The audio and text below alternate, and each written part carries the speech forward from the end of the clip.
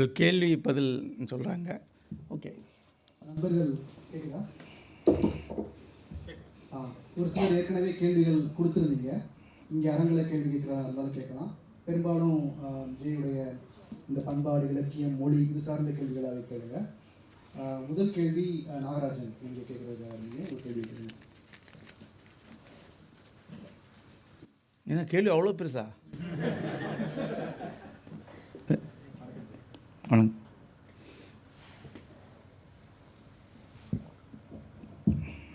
வணக்கம் சார். இது எங்களுக்கு வந்த கேள்வி, அதனால் எழுதி வச்சுருக்கேன்.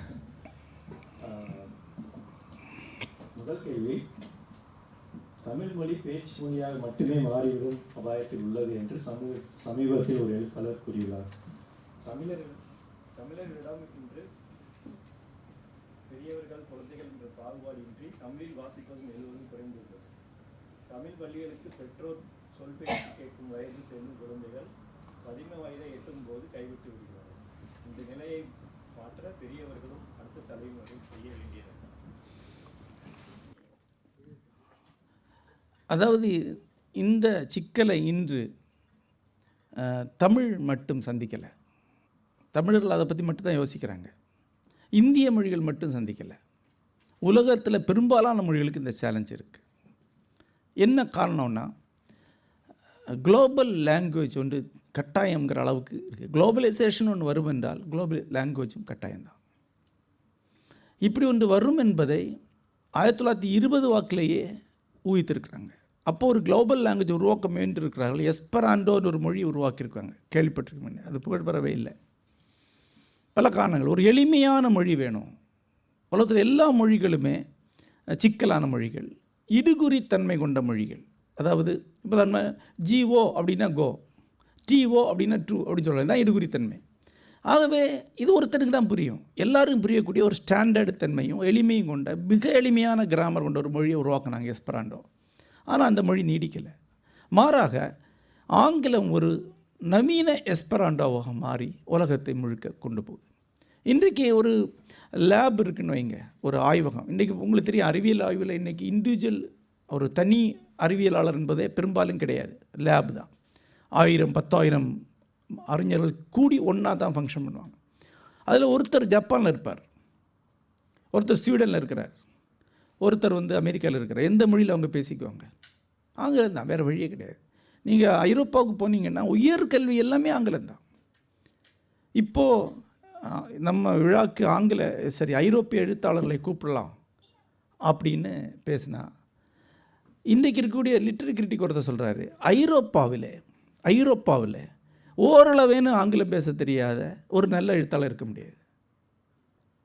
யோசிச்சு பாருங்கள், 100 வருஷத்துக்கு முன்னாடி சார்த்தருக்கு ஆங்கிலம் தெரியுமா? தெரியாது, யாருக்குமே தெரியாது. ஆனால் இன்றைக்கி கண்டிப்பாக ஒரு ஃப்ரெஞ்சு ரைட்டருக்கு புரிந்து கொள்ள அளவுக்கு ஆங்கிலம் கண்டிப்பாக தெரியும், பேசுகிற அளவுக்கு தெரியும். ஏன்னா வேறு வழி இல்லை. ஏன்னா இன்டர்நேஷ்னல் லிட் ஃபெஸ்ட்டுக்கு போகணுன்னா ஆங்கிலத்தில் பேசி ஆகணும் இல்லையா? ஆக ஒரு உலக மொழி உருவாகி வருவதை யாராலும் தடுக்க முடியாது. அந்த உலக மொழி வேண்டாம், நாம் சொந்த மொழியிலே கற்போன்னு சொன்னீங்கன்னா நீங்கள் மறுபடியும் ஒரு ட்ரைபல் சொசைட்டி ஆகிறது தான் போய் முடியும். ஆகவே அறிவியலுக்கும் வணிகத்திற்கும் ஒரு குளோபல் மொழி தான் வரும், வேறு வழி கிடையாது. அதை எதிர்க்கவே முடியாது. ஆனால் கல்ச்சரல் மொழியாக, பண்பாட்டு மொழியாக இன்னொரு மொழி நீடிக்க முடியும். ஃப்ரெஞ்சு, ஜெர்மன், ஸ்வீடிஷ் அப்படி நீடிக்க முடியும். அப்படி ஒரு கலாச்சார மொழியாக தமிழ் நீடிக்கும் என்று தான் நான் நினைக்கிறேன். அப்போது அப்படி நீடிக்கும்போது அதில் இலக்கியங்கள் உருவாகும். அது பேச்சு மொழியாக இருக்கும். பேச்சு மொழியாக இருக்கிறதுனாலேயே அதில் இலக்கியம் வரும். ஏன்னா அப்போ தான் அதில் எமோஷன்ஸ் எக்ஸ்ப்ரெஸ் பண்ண முடியும். நீங்கள் ஆங்கிலத்தில் பேச்சு மொழியாக இருந்தால் கூட அது பயின்ற மொழியாக இருக்கும்போது அதில் எமோஷன்ஸ் எக்ஸ்ப்ரெஸ் பண்ண முடியறதில்லை, இடியம்ஸ் வர முடியறதில்லை, ஃப்ரெஷ் எக்ஸ்ப்ரெஷன் சாத்தியமாகறதில்ல. அது எப்போது ஒரு டைனிங் டேபிள் லாங்குவேஜாக தான் இருக்குது. இப்படி சொல்லுவாங்க, லிட்ரேச்சர் டைனிங் டேபிள்லேருந்து வராது, ட்ராயிங் ரூம்லேருந்து வராது, கிச்சன்லேருந்து தான் வரும். கிச்சன் அவன் பேசுகிற மொழியாக தான் இருக்கும். ஆக உலகம் முழுக்க கலாச்சார மொழிகளும் ஒரு குளோபல் மொழி உருவாகிறதுக்கான வாய்ப்பு இருக்குது. சீனா தான் மிக கடுமையாக ஆங்கிலத்தை ரெசிஸ்ட் பண்ணக்கூடிய பகுதியாக இருக்குது. ஆனால் கடந்த 15 ஆண்டுகளாக உலகத்திலே அதிகமான ஆங்கில ஆசிரியர்களுக்கு வேலை கொடுக்கக்கூடிய நாடாக சீனா இருக்குது. இந்தியாவிலேருந்து அதிகமான ஆட்கள் சீனாவில் ஆங்கில ஆசிரியர்களாக வேலை பார்க்குறாங்க. ஏன்னா ஆங்கிலம் இல்லாமல் சீனாவில் சர்வே ஆக முடியறதில்ல. ஆகவே தமிழ்நாட்டில் என்ன பண்ணலாம் அப்படின்னா, ஒன்று தமிழில் பேசலாம். தமிழ் இலக்கியங்களை படிக்கிறதுக்கும் தமிழில் படிக்கிறதுக்குமான பயிற்சியை குழந்தைகளுக்கு கொடுக்கலாம். அங்கே தமிழகம் பெரிய அளவில் வெட்கப்படக்கூடிய அளவில் வீழ்ச்சி அடைஞ்சிருக்குங்கிறது ஒரு உண்மை. என்ன அர்த்தம்னா, ஒன்று தமிழ்நாட்டுடைய ஆங்கில கல்வி என்பது மிக தரமற்ற கல்வி. தமிழ்நாட்டில் பிள்ளைங்களால் ஆங்கிலத்தில் எதையுமே படிக்க முடியாது. நான் சொல்கிறது வில்லேஜ் பிள்ளைங்கள இல்லை, சென்னையில் இருக்கக்கூடிய மிக உயர்ந்த கல்லூரிகளில் மிக உயர்ந்த மதிப்பெண் பண்ணக்கூடிய பிள்ளைங்க கூட ஆங்கிலத்தில் சரளமாக படிக்கவோ ஒரு புத்தக அளவில் படிக்கவே முடியாது. அந்தளவு ஆங்கில ஞானம் கிடையாது. தமிழ் சுத்தமாக தெரியாது. எந்த மொழியிலையும் படிக்க முடியாதவர்களாக தமிழர்கள் இருக்காங்க. உங்களுக்கு தெரியும் நினைக்கிறேன், ஆங்கில நூல்களுக்கான சந்தை இருக்கு இல்லையா, அதிகமாக புக்கு விற்கக்கூடிய நகரங்களுடைய 25 நகரங்கள் லிஸ்ட்டில் சென்னை கிடையாது. சென்னையில் ஒரு ஆங்கில புத்தக கடை கூட கிடையாது. ஒரு புத்தக கடை கிடையாது. பெங்களூரில் ஒரு தெருவில் 9 கடை இருக்குது, பிரிகேட் ரோட்டில். சென்னையில் மொத்த தமிழகத்தில் ஒரு புத்தக கடை கிடையாது, ஆங்கில புத்தக கடை. யாருமே வாங்குறது கிடையாது, படிக்கிறது கிடையாது. ஏன்னா படிக்கிற மொழி திறன் இல்லை. ஆகவே என்ன கேட்டிங்கன்னா, தமிழ்நாட்டில் தமிழ் கல்வி தேவை, ஆங்கிலத்தையும் கற்றுக் கொடுக்க வேண்டிய கட்டாயத்தில் இருக்கிறோம்.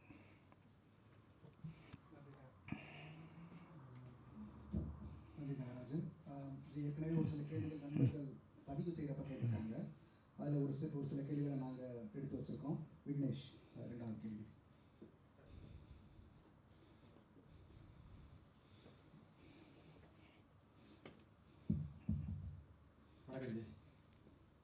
அதாவது இங்கே நாங்கள் வெளிநாடுகளில் வந்து வேலை பார்க்குற நாங்கள் வந்து எங்களுடைய அன்றாடத்தில் எங்களோட சிந்தனையை முழுக்க தீர்மானிக்கிறதே வந்து தமிழ்நாட்டு அரசியல் செய்திகளும் சினிமா செய்திகளுமாக தான் இருக்குது.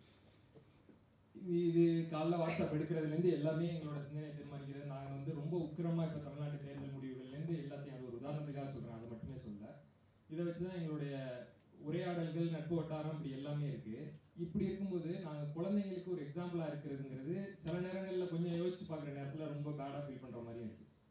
இப்போ இதுலேருந்து எங்களை மாற்றிட்டு முதல்ல குழந்தைங்களுக்கு இப்போ கேள்வி கேட்டார் நாகராஜ் வந்து இந்த தமிழ் பள்ளிகளுக்கு அனுப்புறது, அதெல்லாம் எங்களுடைய அன்றாடத்தை நாங்கள் மாற்றிக்கிறதுக்கே என்னென்ன பண்ணணும், இல்லை எப்படி வெளியில் வரணும் அப்படிங்கிறதுக்கு உங்களுடைய அறிவுரையாக நீங்கள் என்ன சொல்லுவீங்க? அறிவுரை இல்லை, ஹிஸ்டாரிக்கலாக தான் நான் அது பதில் சொல்லுவேன். இந்த பதிலாக அமெரிக்காவில் ஒரு 10-20 முறை சொல்லியிருக்கேன், கான்ட்ரவர்சியலாக இருக்குது. ஒன்று, நீங்கள் அமெரிக்காவுடைய அல்லது ஐரோப்பாவில் அல்லது பிரிட்டனுடைய சிட்டிசனாக இருக்கும் போது அதன் பிறகு இந்திய அரசியலை கவனிப்பதும் அதில் வாதிப்பதும் ஒரு வகையில் நேர விரயம், ஆன்ம விரயம், அறிவு விரயம்தான். அதுக்கான தேவையும் கிடையாது, அதுக்கான எந்த பயனும் உங்களுக்கும் கிடையாது. மாறாக நீங்கள் வாழக்கூடிய நாட்டுடைய பண்பாட்டில் உங்களுடைய ரோல் என்ன, அந்த பண்பாட்டில் நீங்கள் எந்த அளவில் வெல்ல முடியும் என்பது தான் முக்கியமான கேள்வி. அங்கே வெல்ல முடியாதனால்தான் அந்த பக்கமாக திரும்பி உட்காந்து இந்தியாவை பார்த்துட்டு இருக்கீங்க. அமெரிக்கா மாதிரி ஒரு நாட்டில் கிட்டத்தட்ட 10 லட்சம் தமிழில் வாழக்கூடிய நாட்டில் அங்கே இருக்கிற இன்டலெக்சுவலுக்கு தமிழ்னு ஒரு மொழி இருக்கிற தகவல் தெரியாது. அது ஹிந்தியோட துணை மொழியான்னு நம்மகிட்ட கேட்குறான். ஆகவே தான் நாங்கள் வந்து அங்கே ஒரு மாநாடை வைக்கிறோம். ஏன்னா பொங்கல் விழா கொண்டாடி தாங்களே நடனம் ஆடி வீட்டுக்கு போயிடுவாங்க. பக்கத்தில் இருக்கக்கூடிய வெள்ளக்காரனுக்கு தமிழ்னு லாங்குவேஜ் இருக்கிற தகவல் தெரியாது. அங்கே இருக்கக்கூடிய ஒரு ஜேர்னலிஸ்ட்டுக்கு தமிழ்னு பேர் தெரியாது. ஆக தான் இந்த குறுகள் இருக்க தமிழக அரசியலை கவனிக்கிறது, அது வந்து ஒரு அசட்டுத்தனம் தான். எனிவே நீங்கள் இந்த நாட்டுடைய சிட்டிசன், உங்கள் ரத்தம் இங்கே தான் விளையப் போகுது, உங்கள் வாரிசு இங்கே தான் வாழ போகிறாங்க. அப்போ அவங்களோட எதிர்காலம் தான் உங்களுக்கு முக்கியம். அரசியல் என்பது அதனால தானே, என்ன ஸ்போர்ட்ஸ் விளையாட்டில் இல்லை. நான் வந்து இந்திய அரசியலை கவனிக்கிறேன்னா என் பேர பிள்ளைங்க அங்கே வாழணும், நீங்கள் கவனிக்கணும் உங்கள் பேர பிள்ளைங்க இங்கே இல்லை வாழணும். அப்போ இங்கே உள்ள அரசியலில் உங்களோட ரோல் என்ன, சின்னதோ பெருசோ, அதை எப்படி வெல்வீங்கிறது மட்டும்தான் கேள்வி. ஆகவே அது ஒரு பிரம்மாண்டமான நேர விரயம். பெரும்பாலும் அது ஹோம் சிக்னஸ் தான். என்னை பொறுத்தளவு இந்த ஹோம் சிக்னஸ், மெலங்கொலி மூடுகள் எல்லாமே ஒரு வகையான மனச்சிக்கல் தான். எனக்கு அதெல்லாம் கிடையாது. அடுத்து தமிழ் கற்றுக்கிறது, திரும்ப திரும்ப தமிழ் பிள்ளைகளை கொண்டு வந்து தமிழ் பள்ளியில் சேர்க்கறது. அது வந்து ஒரு 6ஆம் கிளாஸ் 7ஆம் கிளாஸ் வரைக்கும் தமிழ் பேசும். தமிழ் பேசுனா மழலை பேசும். ஒரு 50 திருக்குறளை வந்து தப்பு தப்பாக சொல்லும். போகிற வரக்கூடிய கெஸ்ட்டில் என் பையன் திருக்குறள் சொல்டா அப்படிம்பாங்க. அவன் அகர முதல்ல எழுத்தெல்லாம் ஆரம்பிப்பான். 6ஆம் கிளாஸ் 7ஆம் கிளாஸ் ஆனவுடனே அம்மா அமெரிக்காவில் இங்கே எப்படின்னு தெரியாது. அமெரிக்காவில் அதுக்கப்புறம் பேரண்ட்டை கவனிக்க மாட்டான், அவன் வேறு உலகத்துக்கு போயிடுவான், பேஸ்பால் அதுன்னு. அதுக்கப்புறம் 6ஆம் கிளாஸ் வரைக்கும் தமிழெல்லாம் நல்லா புரியுங்க, இப்போ ஒன்றுமே தெரியல. இதுதான் திரும்ப திரும்ப தமிழ் பற்றுங்கிற பேரில் சொல்லப்படுது. அப்போது இவங்களுக்கு தமிழை வலுக்கட்டாயமாக வாயை பிளந்து ஊட்டுறது இருக்குல்ல, அதெல்லாம் சாத்தியம் கிடையாது. ஒரு மனம் எந்த சூழலில் புழங்குகிறதோ அந்த மொழி மட்டும்தான் நீடிக்கும், மற்ற மொழி நீடிக்காது. அப்போ ஒரு குழந்தை எந்த சூழலில் பிறந்து வாழ்கிறோ அந்த சூழல் மட்டும்தான் அதுக்குரியது. இன்னொரு மொழி அது அந்த மொழி பேர்டன், பெரும் சுமை. அது நம்ம என்ன சொல்கிறது, பூமர் பெற்றோருக்கு புரியறதில்லை. செய்தும் என்னையும் பூமர்லாம் சொல்லுவோம், அதெல்லாம் சொல்கிறேன். நண்பர்களே, இன்றைக்கி பல பேருக்கு நவீன கல்வின்னு என்னன்னு தெரியல. நவீன கல்வி என்பது ஒரு மொழியில் இல்லை. நீங்கள் ஆங்கிலத்தில் கற்கிறீங்களா? இல்லை. ஆங்கிலம் என்பது ஜெனரல் கம்யூனிகேட்டிவ் லாங்குவேஜ், அதுக்குள்ளே மெட்டா லாங்குவேஜ்னு சொல்லக்கூடிய துணை மொழிகள் பலது இருக்குது. ஃபிசிக்ஸ் ஃபிசிக்ஸுக்கான ஒரு துணை மொழியில் தான் இருக்குது. கெமிஸ்ட்ரிக்கான துணை மொழியில் இருக்குது இல்லையா? அதுதான் மெட்டா லாங்குவேஜ் சொல்லுவாங்க. ஏன்னா ஃபார்முலாக்கள் எல்லாம் அதில் தான் இருக்குது. அப்போ ஒருத்தர் இன்றைக்கு கல்வி கற்கிறாருன்னா எத்தனை மொழி கற்றுக்கிறான்னு பாருங்கள். ஜெனரலி ஆங்கிலம், அதுக்குள்ளே மெட்டா லாங்குவேஜ், இப்போ சப் மெட்டா லாங்குவேஜ்னு ஒன்று சொல்கிறாங்க. அதாவது கெமிஸ்ட்ரிக்குள்ளே பயோகெமிஸ்ட்ரிக்குன்னு ஒரு மெட்டா லாங்குவேஜ் இருக்கும். அது கற்றுக்கிட்டால் தான் நீங்கள் அதில் ஒரு டாக்டரேட் வாங்க முடியும். அது நடுவில் போய் நீங்கள் திருக்குறளை ஞாபகம் வச்சுக்கணும் ஒரு பிள்ளைகிட்ட சொல்கிறது மாதிரி இருப்ப வன்முறை எதுவுமே கிடையாது. அந்த பிள்ளை திருப்பி வன்முறை செலுத்தினா நீங்கள் தாங்க மாட்டீங்க. ஆக அது ஒரு பண்பாட்டு கட்டுப்பட்டு பேசாமல் இருக்குது. ஆகவே அது நான்சென்ஸ், அது செய்ய முடியாது, சாத்தியம் கிடையாது. ஆகவே செய்ய முடியாத ஒன்றை ட்ரை பண்ணி செஞ்சிட்ருக்கல அர்த்தம் கிடையாது. அப்போ என்ன பண்ணலாம்? இன்னொன்று இருக்குது. அப்போ வேறற்றவர்கள் ஆக வேண்டுமா அப்படின்னு கேள்வி இருக்குது. வேர் என்பது இந்த தமிழ் சொற்களை நினைவில் வைத்துக் கொள்வதில் இல்லை. ஒரு 2000 தமிழ் சொற்கள் ஞாபகம் இருக்குது, 40 திருக்குறள் தெரியுங்கிறது அல்ல வேர். அவங்களோட வேர் என்பது எங்கும் கொண்டு போகக்கூட தமிழ் வேல்யூ சிஸ்டம் என்ன? தமிழ்நாட்டில் இல்லை, தமிழ்நாட்டுக்கு தேவையில்லை. தமிழ்நாட்டை மறந்தாலும் கூட இவங்களுக்கு தமிழெலாம் நீடிக்கக்கூடிய ஒன்று இருக்கா? அது கொரியாவில்கிட்ட இருக்க. கொரியா அமெரிக்காவில் இருக்காங்க. யாரும் கொரியாவில் போய் அங்கே அரசியலை பற்றி பேசியிருக்கலாம். அவங்க அமெரிக்கன் கொரியன்ஸ் தான். ஆனால் அமெரிக்காவில் இருக்கிற கொரியன்ஸ் அமெரிக்க ஜப்பானியர்கள். ஜப்பான் கல்ச்சருடைய மிக வலுவான ஒரு பகுதியை அமெரிக்காவில் டெவலப் பண்ணி வச்சுருக்காங்க. அதை எப்படி டெவலப் பண்ணாங்கன்னு தான் கேள்வி. இப்போ வாழுந்தமிழ் மாதிரியான ஒரு அமைப்பை உருவாக்குறதுக்கு பின்னால் இருக்கக்கூடிய கனவு அதுதான். இப்போ இந்த ஒரு அமெரிக்கன் குழந்தைக்கு ஆங்கிலம் தான் படிக்க முடியும். அந்த ஆங்கிலத்தில் அது தமிழகத்தை பற்றி தெரிஞ்சுக்கிட்டுமே, மிக எளிதாக படிக்க முடியும். நாங்கள் போன லிவிங் தமிழ் லிட் ஃபெஸ்ட்டுக்கு 16-17 வயசான அமெரிக்க பிள்ளைங்க தான் அதில் கேம்பேரில் வந்தாங்க. நிறைய பிள்ளைங்க வந்தாங்க. அது எல்லாத்துக்கும் புத்தகங்களை கொடுத்தோம். அவங்க அப்பாக்களுக்கும் புத்தகம் கொடுத்துருக்கோம். அவங்க அப்பா டைம் கிடைக்கலிங்க, படிக்கணும், எடுத்து வச்சுருக்கேன் அப்படி தான் சொல்லுவாங்க. பெரும்பாலும் தமிழர்கள் புக்கத்தை எடுத்து தான் வைப்பாங்க, படிக்க மாட்டாங்க. எடுத்து வச்சுருக்கேன், என்னைக்காவது படிப்பேன், ரிட்டையர் ஆகாத படிப்பேன். ஆனால் ஒரு பொண்ணை கேட்குறேன், முந்தின நாளைக்கு தான் புத்தகம் கொடுத்துருக்கேன், ஸ்டோரிஸ் சாப்பிட்டுட்டு. மறுநாளைக்கு வருது அது, நீங்கள் இந்த புக்கை பற்றி பேசணுன்னு சொன்னேன். ஏன் பேசணும் அப்படின்னு, நீ படிக்கணும் அப்படின்னு. இல்லை நான் படிச்சுட்டேனே அப்படிங்கிற. எப்போ படிச்சு? நைட்டில் படித்தேன் அப்படிங்கிற. ஒரு நைட்டுக்குள்ளே, ஒரு ராத்திரிக்குள்ளே அந்த புக்கை படிக்காத ஒரு அமெரிக்க குழந்தையோட பார்க்கல. அப்போ எவ்வளோ ஈஸியாக அவங்களால் படிக்க முடியுது. அப்போ நீங்கள் தமிழில் தான் படிக்கணும் ஏன் சொல்கிறீங்க? அப்போது ஆங்கிலத்தில் வரக்கூடிய ஒரு புத்தகம் இப்போ தமிழ்லேருந்து ஒரு 100 புனை கதைகள் ஆங்கிலத்தில் வருதுன்னு வைங்க, ஃபிக்ஷன், நவீன இலக்கியம் 100 நாவல் வருதுங்க. அதில் ஒரு 20-30 ஒரு அமெரிக்கா பிரிட்டிஷ் யங் குழந்தை படிக்க முடியும்னா அதுக்கு தமிழ்நாடுடைய கல்ச்சரோட த பெஸ்ட் போர்ஷன் அதுக்கு தெரியும். தமிழோட சொசைட்டி என்னவாக இருக்குது, தமிழ் ட்ரெடிஷன் என்ன தெரியும். அதே மாரி தமிழ்நாடு உருவாக்கின மகத்தான 3 ஃபிலாசபிஸ் இருக்குது. தமிழ்நாட்டில் உருவானது ஒன்று அத்வைதம், பழைய ஒருங்கிணைந்த தமிழ்நாட்டில் தான் அது உருவாச்சு. அப்புறம் விசிஷ்டாத்வைதம் சென்னையில் தான் அது உருவாச்சு. அப்புறம் சைவ சித்தாந்தம் திருவாரூரில் சிதம்பரத்தில் உருவாச்சு. இது 3 அது கற்றுக்கொள்ளும் வச்சுக்கிங்களா. அதுக்கு எங்கே போனாலும் ஒரு தமிழனாகிய பெருமிதமும் அடையாளம் இருக்கும். அதுக்கு தமிழ்நாடு தெரியும், தமிழ்நாட்டுடைய வெற்றிகள் தெரியும், தமிழ்நாடு வரலாறு தெரியும். அப்படி ஒரு குளோபல் சிட்டிசனை தான் உருவாக்க முடியுமே ஒழிய தமிழ் மண்டைக்குள்ளே திணிக்க முடியாது. இப்போது எலன் மஸ்க்கு மண்டைக்குள்ளே எலக்ட்ரோட்ஸ் செல்லக்கூடிய வந்திருக்கு, அவர் சிஸ்டம் பண்ணிகிட்ருக்கேன். ஒருவேளை அது சக்ஸஸ் ஆச்சுன்னா ஒரு தமிழ் சாஃப்ட்வேர் மூளைகளை நிறுவிட முடியும். அப்படியே தான் சாத்தியம் இருக்க வழியாக மற்றபடி உள்ளகளை கொண்டு போகவே முடியாது. அது வேஸ்ட்டு, அதுக்கு அந்த சாத்தியமே கிடையாது. ஆனால் தமிழ் அதை பண்ண மாட்டாங்க.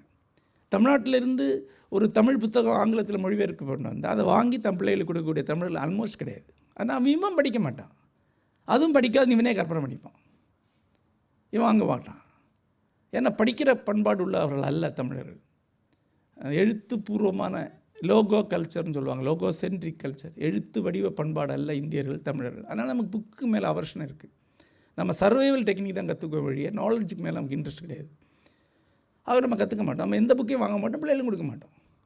ஆனால் இப்போ நான் என்னுடைய புத்தகம் அமெரிக்காவில் வருது, எஃப்எஸ்சி என்னுடைய புத்தகத்தை வெளியிடுது.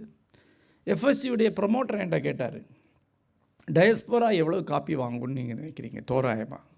நான் சொன்னேன் 50லேருந்து 100 காப்பி வாங்குவேன். அப்போ ஒரு மாதிரி வெள்ளை திட்டாங்க, ஹரிஷ் ஜோக்கிங். அவங்க பேசினாங்க நியர்லி 10 lakhs தமிழர்கள் இங்கே இருக்காங்க, 10 லட்சம் பேர். வெறும் 6 லட்சம் பேர் தான் வந்து ஜப்பானியர்கள் இருக்காங்க. ஒரு புத்தகம் அவங்க 50,000 காப்பிக்கு மினிமமாக ஜப்பானியர்களே வாங்குவாங்க. 50,000 காப்பி ஜப்பானில் மொழிபெயர்த்த எந்த புக்காகவும் வாங்குவாங்க. அதுக்கு மேலே தான் வெள்ளைக்காரன் வாங்கணும். நான் சொன்னேன் அது ஜப்பான் வந்து 1000 வருஷமாக புத்தகத்தை நம்பி இருக்கக்கூடிய கல்ச்சர். நாம் அப்படி இல்லை, நம்ம புத்தகத்திற்கான கல்ச்சர். வீட்டில் புத்தகம் இருந்தால் வீட்டில் அம்மா ஆத்தா எல்லோரும் திட்டுக்கிட்டே இருப்பாங்க, அது சனியாக தூக்கி வெளியே போடுன்னு சொல்லுவாங்க. அப்படி ஒரு கல்ச்சரில் வந்திருக்கோம். வி ஆர் எகென்ஸ்ட் புக்ஸ், நம்ம கல்ச்சர். அதனால புக் வாங்க மாட்டேன் அப்படின்னு. ஆனால் சர்ப்ரைசிங்லி ஒரு 1000 காப்பிக்கு மேலே வாங்கியிருக்காங்க தமிழர்கள். அது நம்ம விஷ்ணுபுரம் அமைப்பு அங்கே இருந்து இந்த அமைப்பை வச்சு ப்ரொமோட் பண்ணி வாங்கியிருக்காங்க. ஏன் வந்து ஜப்பான்லேருந்து புத்தகங்கள் உடனடியாக வருது?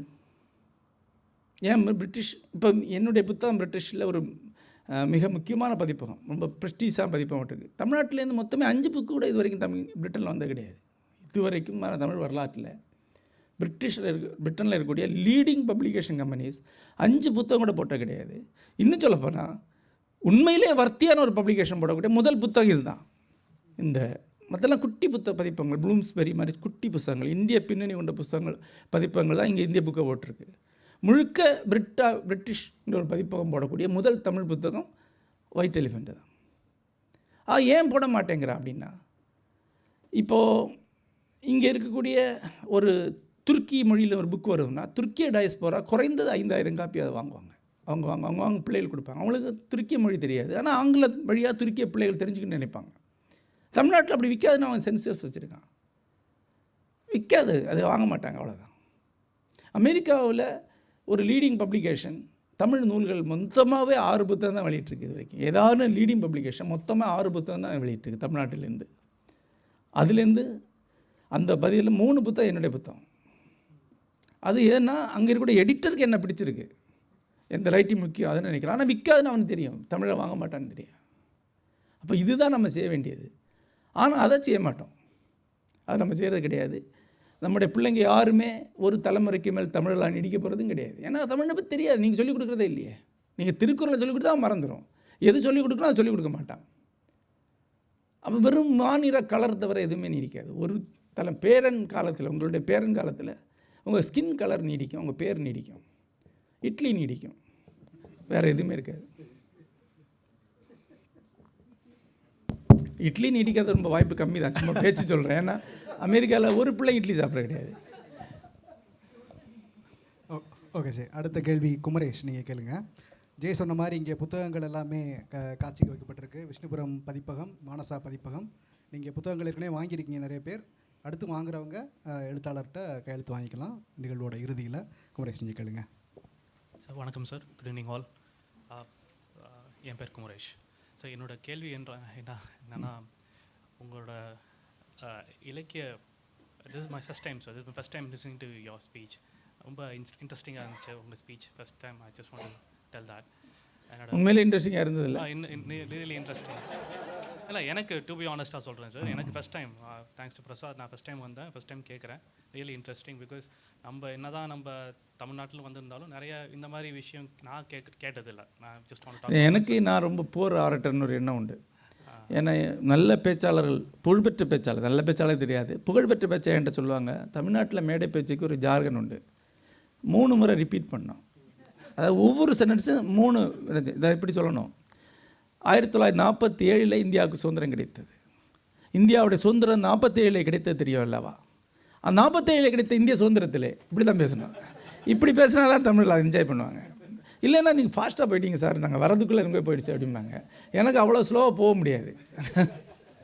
ஆனால் நல்லா தான் இருந்துச்சு, எனக்கு பிடிச்சிருந்துச்சு. ஸோ என்னோடய கொஸ்டின் என்னன்னா, உங்களோட எல்லா ரைட்டிங்ஸோட ரீசன் வந்து நீங்கள் சொன்ன மாதிரி எக்ஸ்பீரியன்ஸாக, நீங்கள் சொன்னீங்க 2011 எப்படி போய் மீட் பண்ணீங்க, அது ஒரு ரீசனாக, எக்ஸ்பீரியன்ஸாக, இல்லை இன்ஸ்பிரேஷனாக, இல்லை காட்ஸ் ஓன் கிஃப்டா? அதாவது ரைட்டிங் வந்து பல வகையும் இருக்குது. அதில் நான் தனிப்பட்ட முறையில் பெட்டி ரைட்டிங் அல்லது பர்சனல் ரைட்டிங்னு ஒன்று உண்டு. அது சொந்த அனுபவங்களை மட்டும் சார்ந்து எழுதக்கூடியது. அவனுக்கு வாழ்க்கை நடந்திருக்கும், அதை சார்ந்து அல்லது சாதி சனம் சார்ந்து அந்த ஊர் சார்ந்து எழுதிட்டு அந்த அனுபவ பதிவுகளை இலக்கியமாக எழுதுவாங்க. அது ஒரு வகையான சிறிய வகை எழுத்து. அந்த மாதிரி ரைட்டர்ஸ் வந்து அதிகமாக ஒரு படைப்பில் 2 படைப்பு நல்லா எழுதிட முடியும். அதுக்கப்புறம் அவங்களுக்கு எழுதுற அவ்வளோதான வாழ்க்கை இருக்கும், அல்ல அதே திருப்பி எழுதிட்டு இருப்பாங்க. அதிலிருந்து பெரிய ரைட்டிங் ஒன்று இருக்குது, கிரேட் ரைட்டிங் சொல்லக்கூடிய, உலகம் முழுக்க அப்படி தான். அந்த ரைட்டிங் எழுதக்கூடியவங்க அந்த பர்சனல் எக்ஸ்பீரியன்ஸ் அல்லது அதனுடைய இதிலிருந்து கேள்விகளுக்கு போவாங்க. Philosophical and sociological and political questions போவாங்க. கொஸ்டின் சொல்லலாம். அந்த கொஸ்டினுக்கான ஆன்சரை தேடி அவங்க ஹிஸ்ட்ரி, ஃபிலாசபி, இந்த சொல்லுவாங்க ஹிஸ்ட்ரியும் ஃபிலாசபியும் பெரிய எழுத்தாளரின் 2 சிறகுகள்னு சொல்லுவாங்க. அந்த 2 சிறகுகளை வச்சு அவன் பெரிய ரைட்டர் ஆகிறான். அது எந்த ரைட்டராக, டால்ஸ்டாயாக இருந்தாலும் சரி, தாமஸ் மன்னா இருந்தாலும் சரி, மகத்தான பிரிட்டிஷ் ரைட்டர்ஸாக இருந்தாலும் சரி. எனக்கு ஃபேவரேட்டான பிரிட்டிஷ் ரைட்டர்ஸ் எல்லாம் இருக்காங்க. ஜார்ஜ் எலியட், மேரி கரல்லி, இந்த மாதிரி. இவங்க எல்லாருமே மோஸ்ட் ஹிஸ்டாரிக்கல் பர்செப்ஷன் உள்ளவங்க தான். அப்போ அந்த ஹிஸ்டாரிக்கல் பர்செப்ஷனையும் அந்த ஃபிலசபிக்கல் அவுட்லுக்கையும் நீங்கள் கடும் வாசிப்பு வழியாக, ஆராய்ச்சி வழியாக தான் அடைய முடியும். ஆகவே no great writer is possible without great erudition. அவர் பெரும் படிப்பில்லாத, திகைக்க வைக்கக்கூடிய அளவு படிப்பில்லாத ஒரு நல்ல ரைட்டர், என் கணக்கில் நல்ல ரைட்டர் இருக்க முடியாது. ஆகவே இன்ஸ்பிரேஷன் என்பது எதில் எங்கே வருதுன்னா, அந்த கொஸ்ட்டை க்ரியேட் பண்ணிக்கிறது, அதை மொத்த வரலாற்றையும் கன்சில் எடுத்துக்கிட்டு சொல்கிறதுலேருந்து தான் அந்த கொஸ்ட் இருக்குது. இப்போது பிரிட்டிஷ் மண்ணில் நின்று பேசுகிறோம். மேரி கரல்லி, த மாஸ்டர் கிறிஸ்டின் ஒரு புகழ்பெற்ற நாவல் இருக்குது. மேரி கரல்லி வந்து மாஸ்டர் கிறிஸ்டின் முழுக்க பாரிஸில் நடக்குது. அதுக்கு லண்டன் பிரிட்டனுக்கு சம்மந்தமே கிடையாது. போப்பாண்டவர், ப்ரொட்டஸ்டன்ட் மதம் உருவாகி வரக்கூடிய காலம், அந்த கான்ஃப்ளிக்ட்டுகள் அதான் எழுதுகிறாங்க. அவங்க எங்கே பண்ணாங்க? அவங்க ஒரு முறை கூட பாரிஸ் பண்ண கிடையாது. ஆனால் ஒரு பிக்சர் உருவாக்குறாங்க. ஏன்னா அந்த கிரேட் யூரோப்பியன் எவால்வ்மெண்ட் இருக்குது இல்லையா, ப்ரொட்டஸ்டன்ட் எவால்வ்மெண்ட், அதை எழுதுகிறாங்க. ஸோ அது எவ்வளோ ரிசர்ச் பண்ணியிருப்பாங்க, எவ்வளோ படிச்சிருப்பாங்க. நெப்போலியன் வார்ஃபேரை பற்றி ஒரு நாவலை வந்து நெப்போலியன் மாஸ்கோக்குள்ளே போன ஒரு யுத்தத்தை பற்றி டால்ஸ்டாய் எழுதுகிறாருன்னா எவ்வளோ படிச்சிருப்பார். ஸோ அதனால் இன்ஸ்பிரேஷன் என்பது ஃபிலாசபி, ஹிஸ்ட்ரி, பர்சனல் கொஸ்டோட இணைக்கும் பொருட்டு உருவாகக்கூடியது. அது இல்லாத ஒரு இன்ஸ்பிரேஷன் கிடையாது. நன்றி.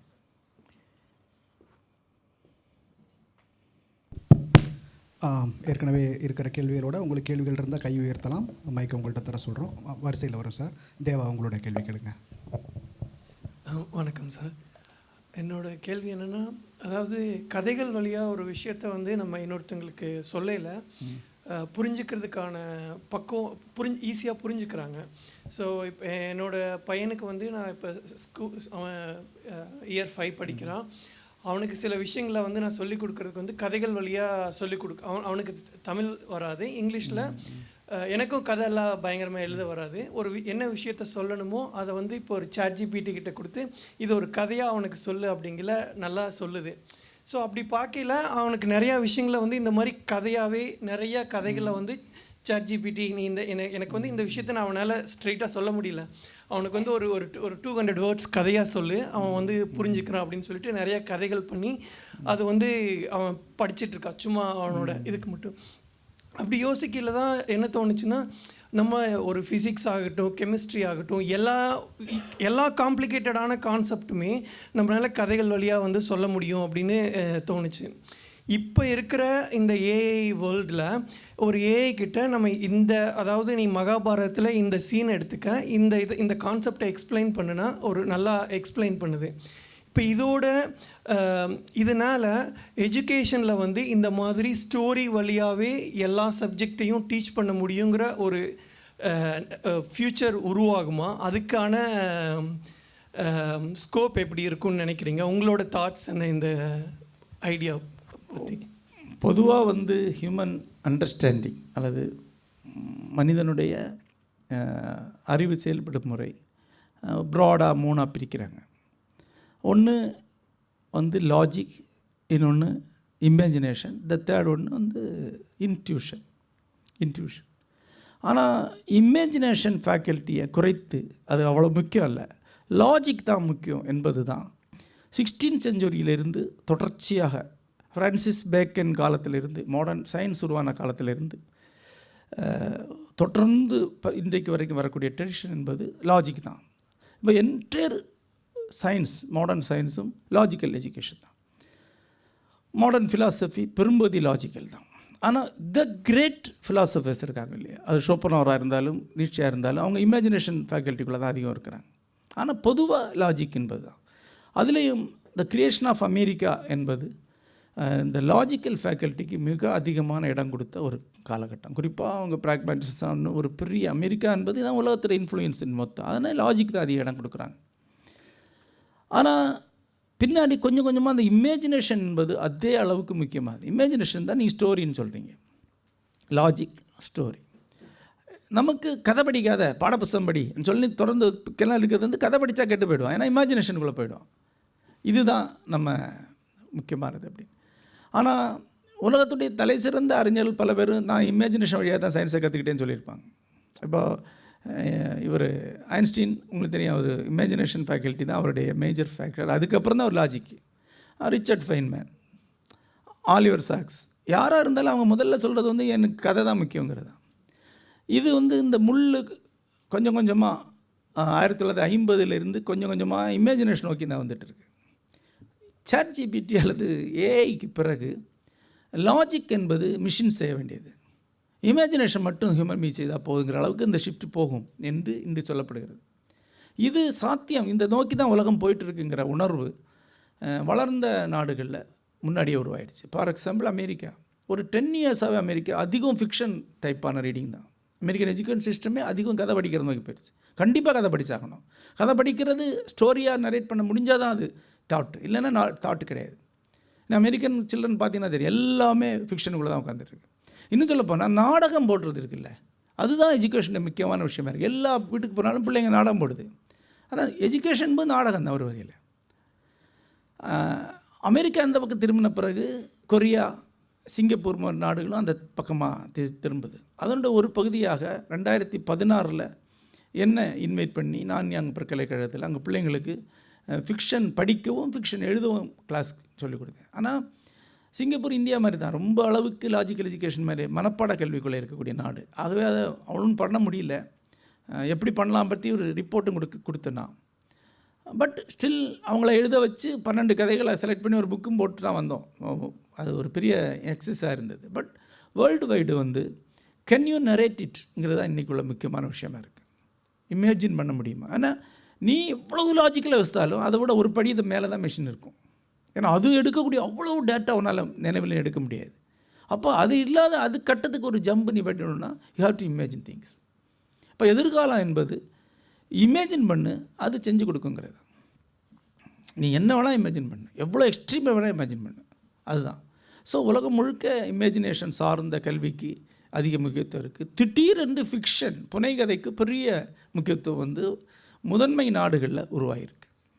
யூரோப், குறிப்பாக ஸ்வீடன், டென்மார்க் எஜுகேஷன் சிஸ்டத்தில் அதிகமாக ஃபிக்ஷன் நோக்கி தான் அவங்க நகர்ந்துட்டுருக்காங்க. ஏன்னா அவங்க என்ன பிரச்சனைனா இதெல்லாம் வருங்கிறது அவங்களுக்கு 10 வருஷம் முன்னாடியே தெரியும், நமக்கு அது வந்த பிறகு தான் தெரியும். ஸோ அவங்க 10-15 வருஷம் முன்னாடியே அந்த ஷிஃப்ட் வந்திருக்கு அவங்களுக்கு. பிரிட்டிஷ் எஜுகேஷன் எப்படி தெரியல, எனக்கு தெரிஞ்ச வரைக்கும் பிரிட்டிஷ் எஜுகேஷன் வந்து ஐரோப்பிய கல்வியுடைய தரம் வச்சு பார்க்கும்போது பின்தங்கி தான் இருக்குது. ஐரோப்பாவிலே பின்தங்கின கல்வி முறை என்பது பிரிட்டிஷ் எஜுகேஷன் தான். தேங்க்யூ. பின்னாடி இருக்க நண்பர்கிட்ட கொடுங்க. Hello sir. My name is Charan. I am a Telugu guy. I became a fan of your translation from Tamil to Telugu. Thank you. It's You read Nimminila? no, it's Velayanai. Oh, well, Yeah, it is a Tella Edugu. yes, Telayanigu. Thanks to Avineni Bhaskar, Yeah. he translated many stories. Ulagam Yavai. I mean, many stories. I have read your stories in Emata Telugu magazine. So I just came to know that you are visiting UK. So I traveled all the way from London to speak to you. Thank you. Yeah. You know personally Avineni Bhaskar? No, actually, I am also.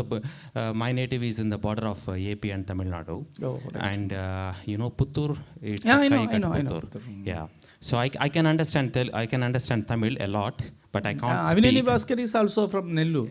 Yeah, he is Pallipat. It is like in Tiruvallur district.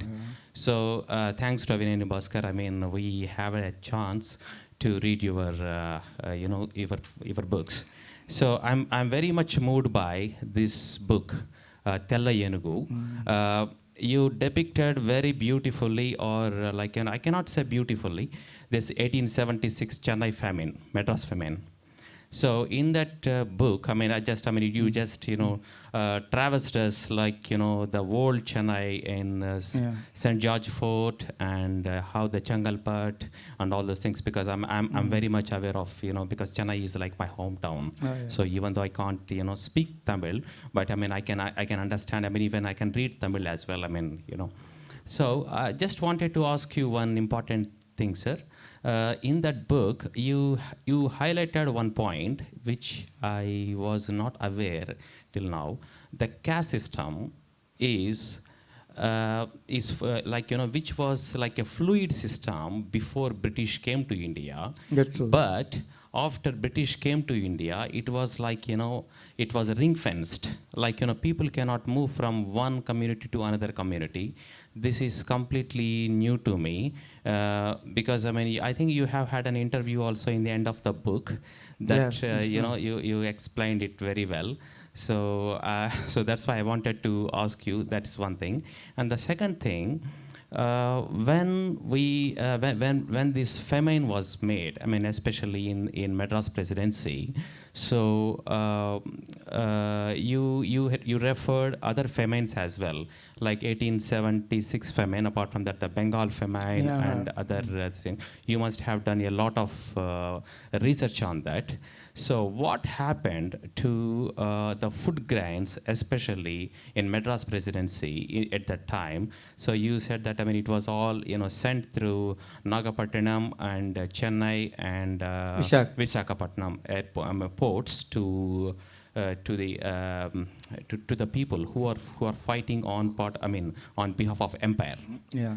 So was that no resentment from our people at that time?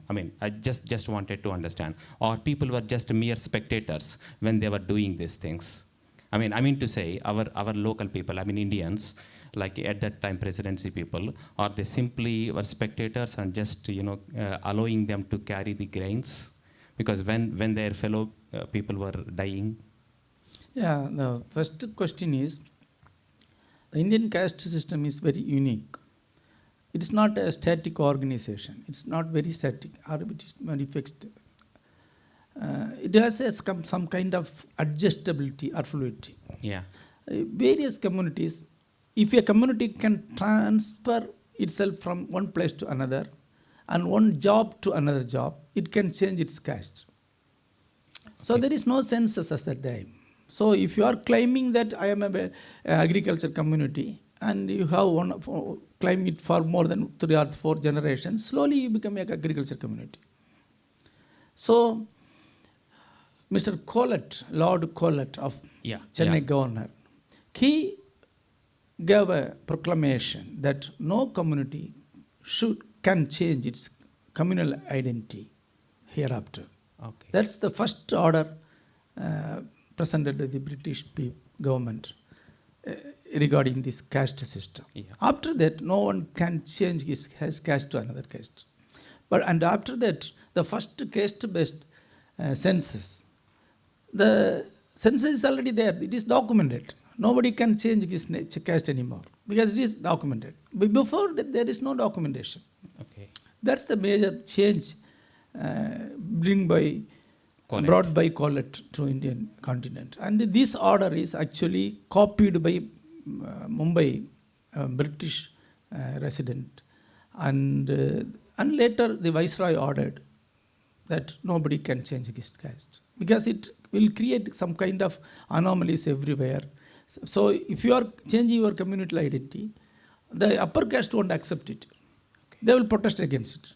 And there will be a conflict. There will be a violence. In the violence you have to win. Then only you will get that new identity. So to stop this internal violence, they ordered nobody can change their caste. So it is a historical fact.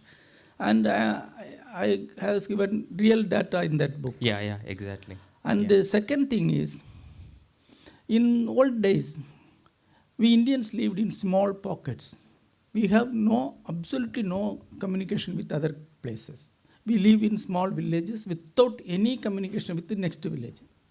We live within our community, our caste, without any information about other castes. So, the news of the famine was not very popular at that time. So, see, in 1987, 88, at that period, more than 100 books are written by Indians, published by Indian people.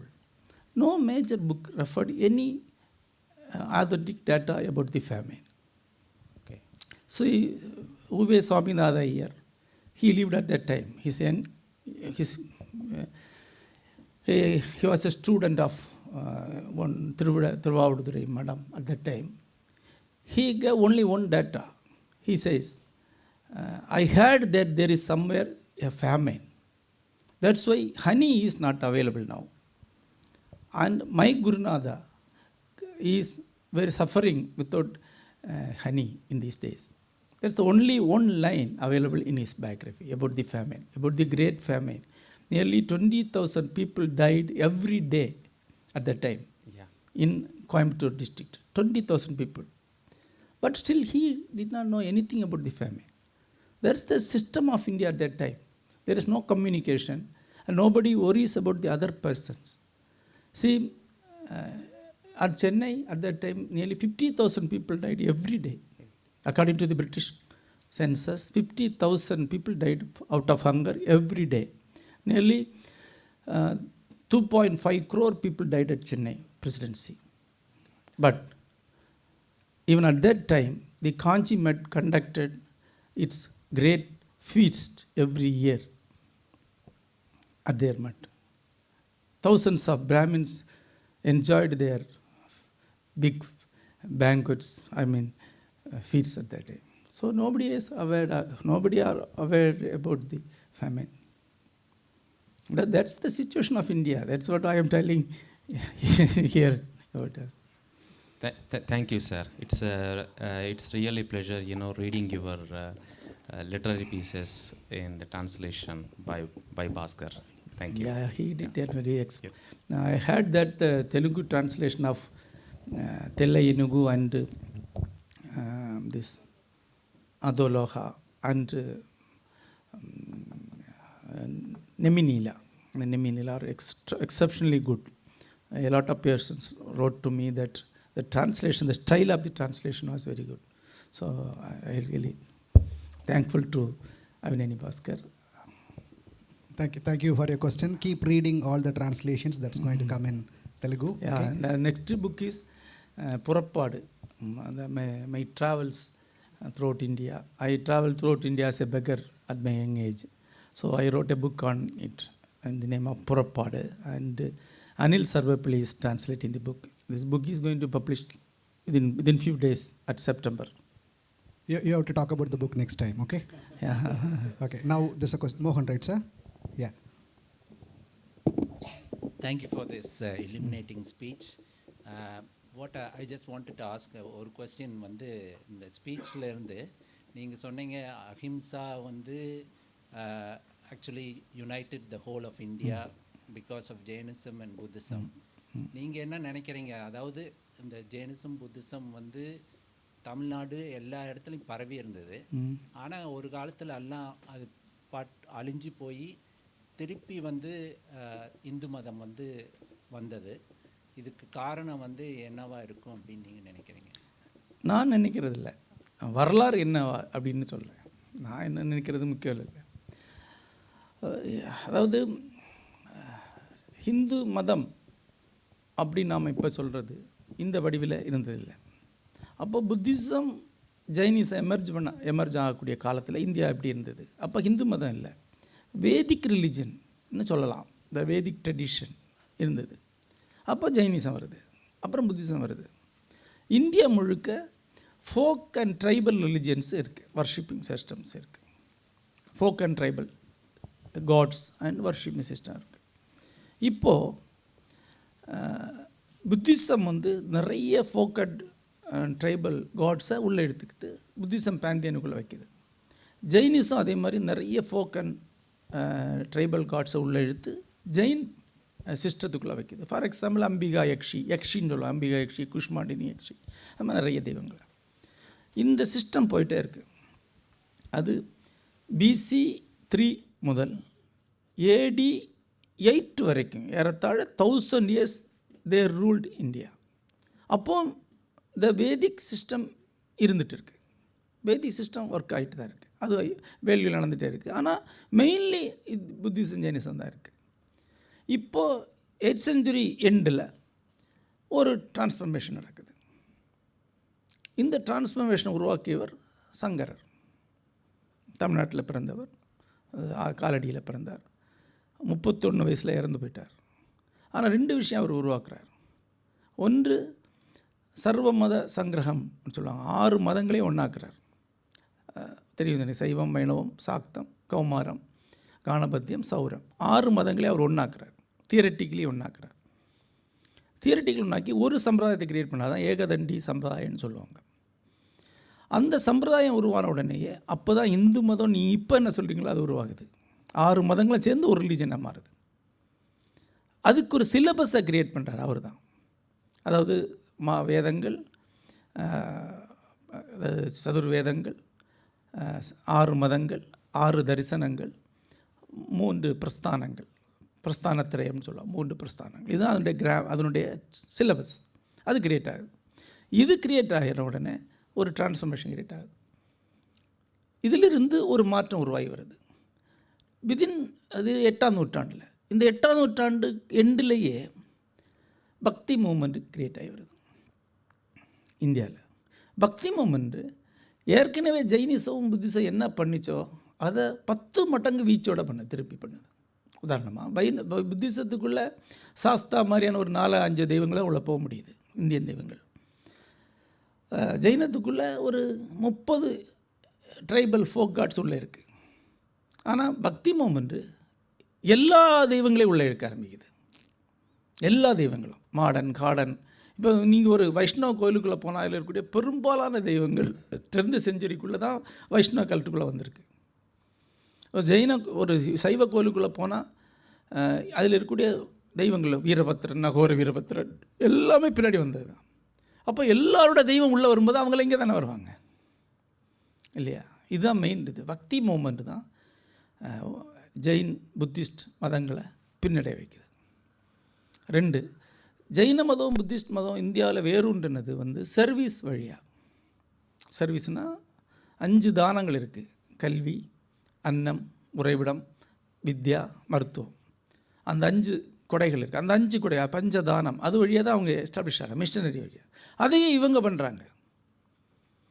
அப்போ மக்கள் இங்கே இருக்கிறாங்க. அப்போ உன்னுடைய தெய்வத்துக்கு அவங்க இந்த மதத்துக்குள்ள இடம் இருக்குது. அவங்க பண்ண எல்லாமே இவங்களும் பண்ணுறாங்க.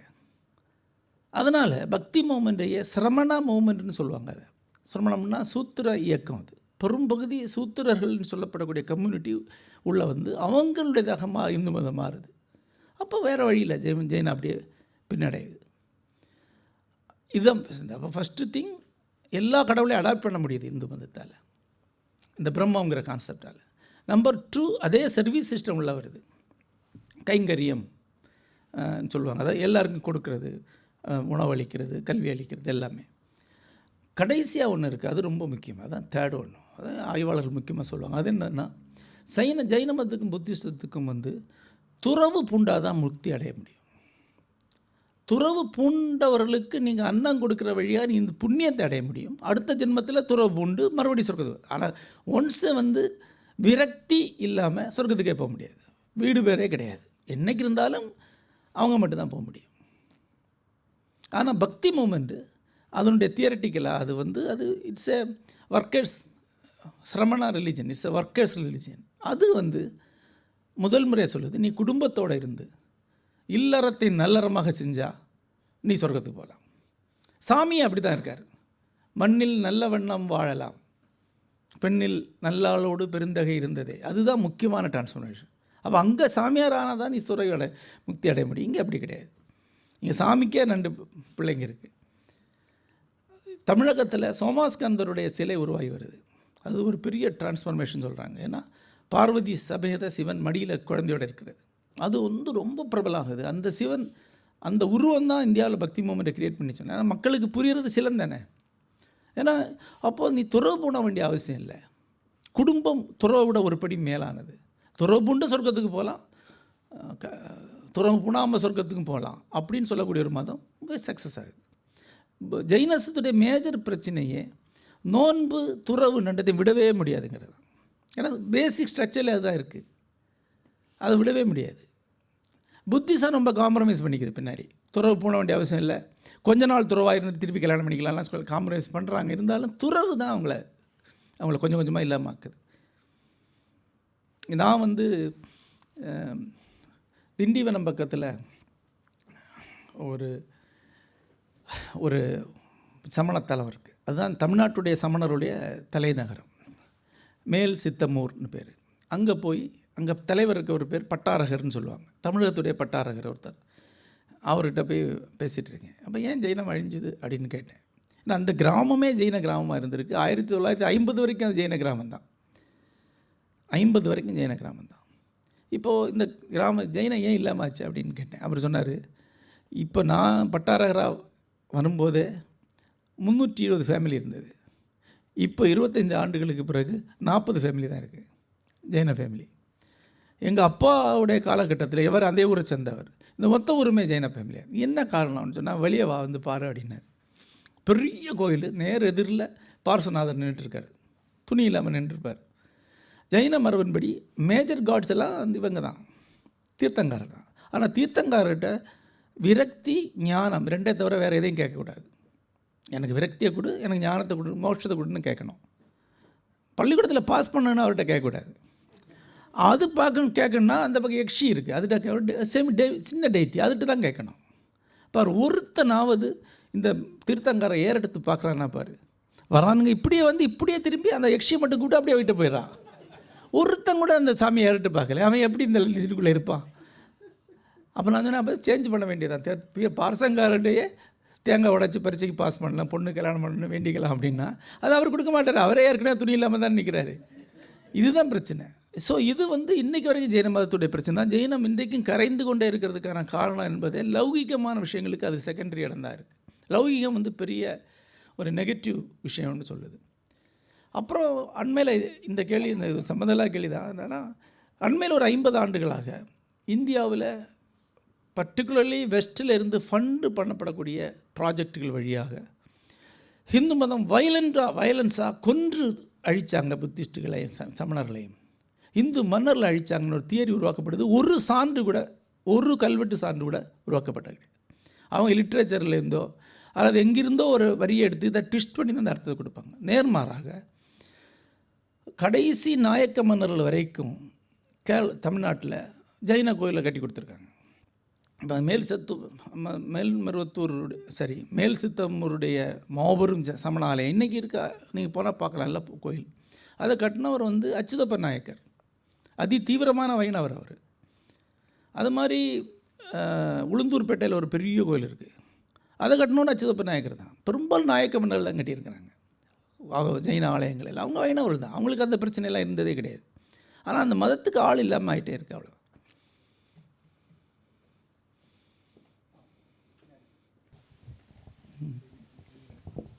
எவ்வளோ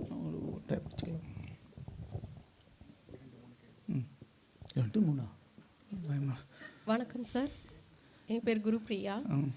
நான் வீட்டில் வந்து ஒரு கேள்வியோடு வந்தேன். இப்போ நீங்கள் பேசின அழகான தலைப்பில் இருந்து 2 கேள்வி உருவாயிருக்கு. ஃபஸ்ட்டு நீங்கள் வந்து ஒரு 6-7 மாதத்துக்கு முன்னாடி ஒரு மாணவருக்கு ஏன் குரு அவசியம் அப்படின்ற வீடியோ போட்டிருந்தீங்க. அது வந்து என்னோட குரு எனக்கு அனுப்பியிருந்தாரு.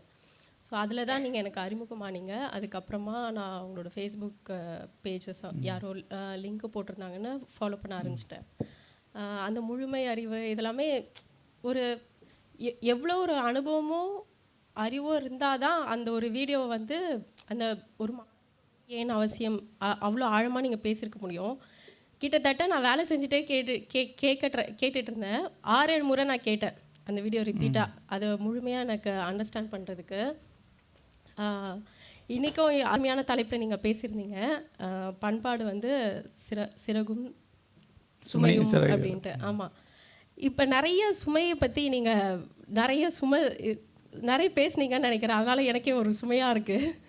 நீங்கள் சொன்ன மாதிரி ஊழல் இதெல்லாம் வந்து எப்படி இந்தியர்கள் அப்புறம் அயோத்தி ராமர் கோயிலேருந்து எல்லாமே விரிவாக சொல்லுவீங்க, அங்கே தான் இருக்குன்ற மாதிரி.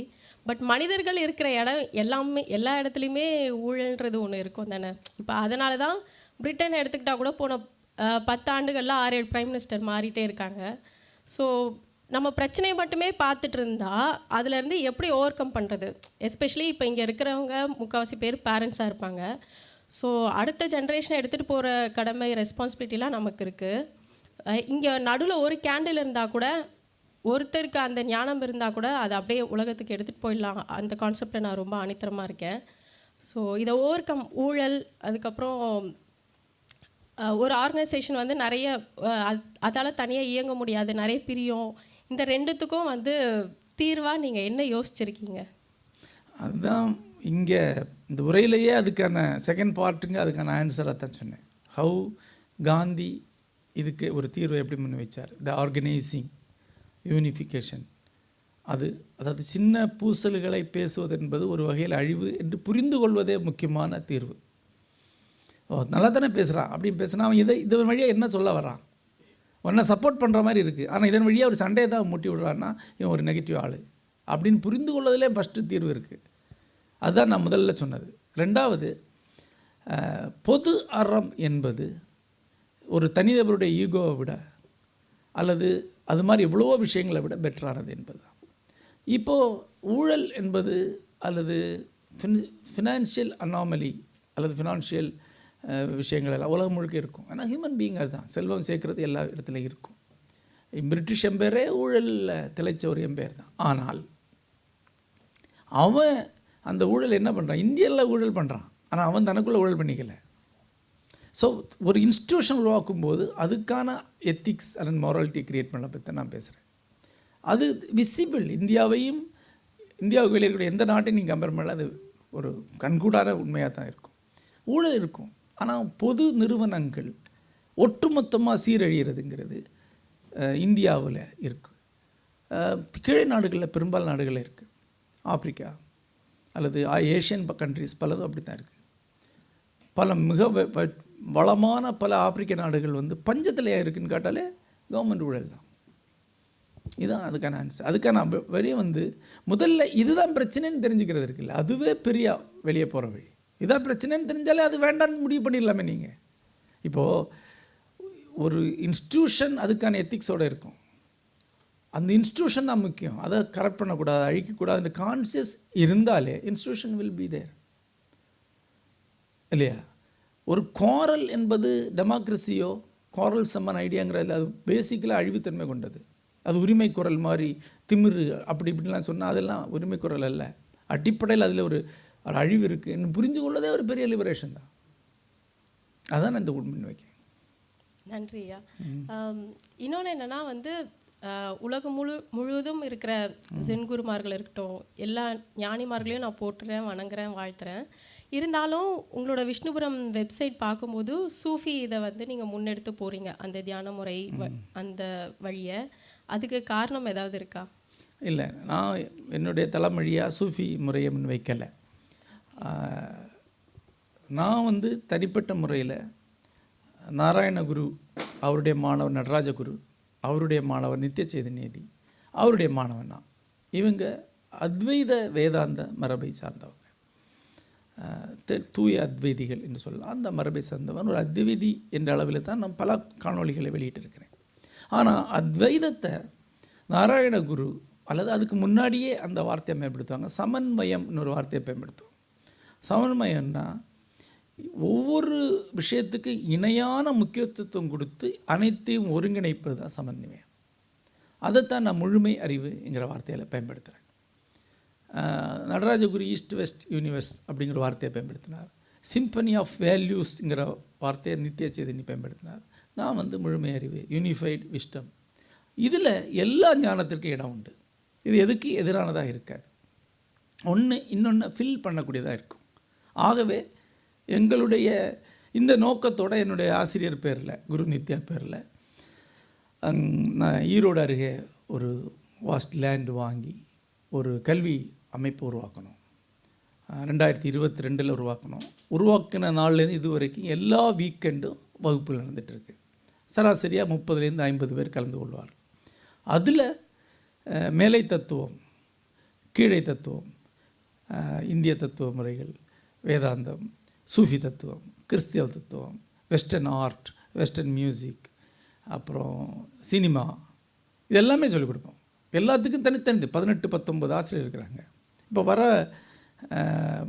வரக்கூடிய வாரம் வந்து டாக்டர் மாரிராஜ் என்னுடைய நண்பர், ஒரு முக்கியமான ஒரு சர்ஜன். அவர் நவீன மருத்துவத்தை அறிமுகம் பண்ணக்கூடிய வகுப்பு நடத்துகிறார். நவீன மெடிசனை அறிமுகப்படுத்துறது, தியரி ஆஃப் மெடிசின் அது அறிமுகப்படுத்தக்கூடிய, விஷன் ஆஃப் மெடிசன் அறிமுகப்படுத்தக்கூடிய 3 நாள் வகுப்பு நடத்துகிறார். இதுவும் ஒரு பார்ட் ஆஃப் தி லேர்னிங் தான்.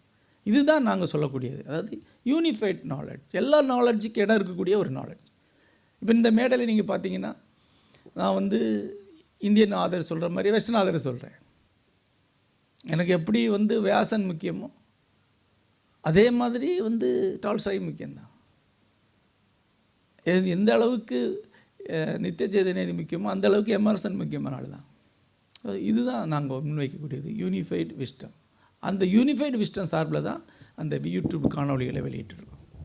அதுக்கு பயிற்சி வகுப்புகளுக்கு ஆளை கொண்டு வருவதற்காக வெளியிடப்படக்கூடிய கம்பெனி விளம்பரங்கள் தான் அந்த யூடியூப்.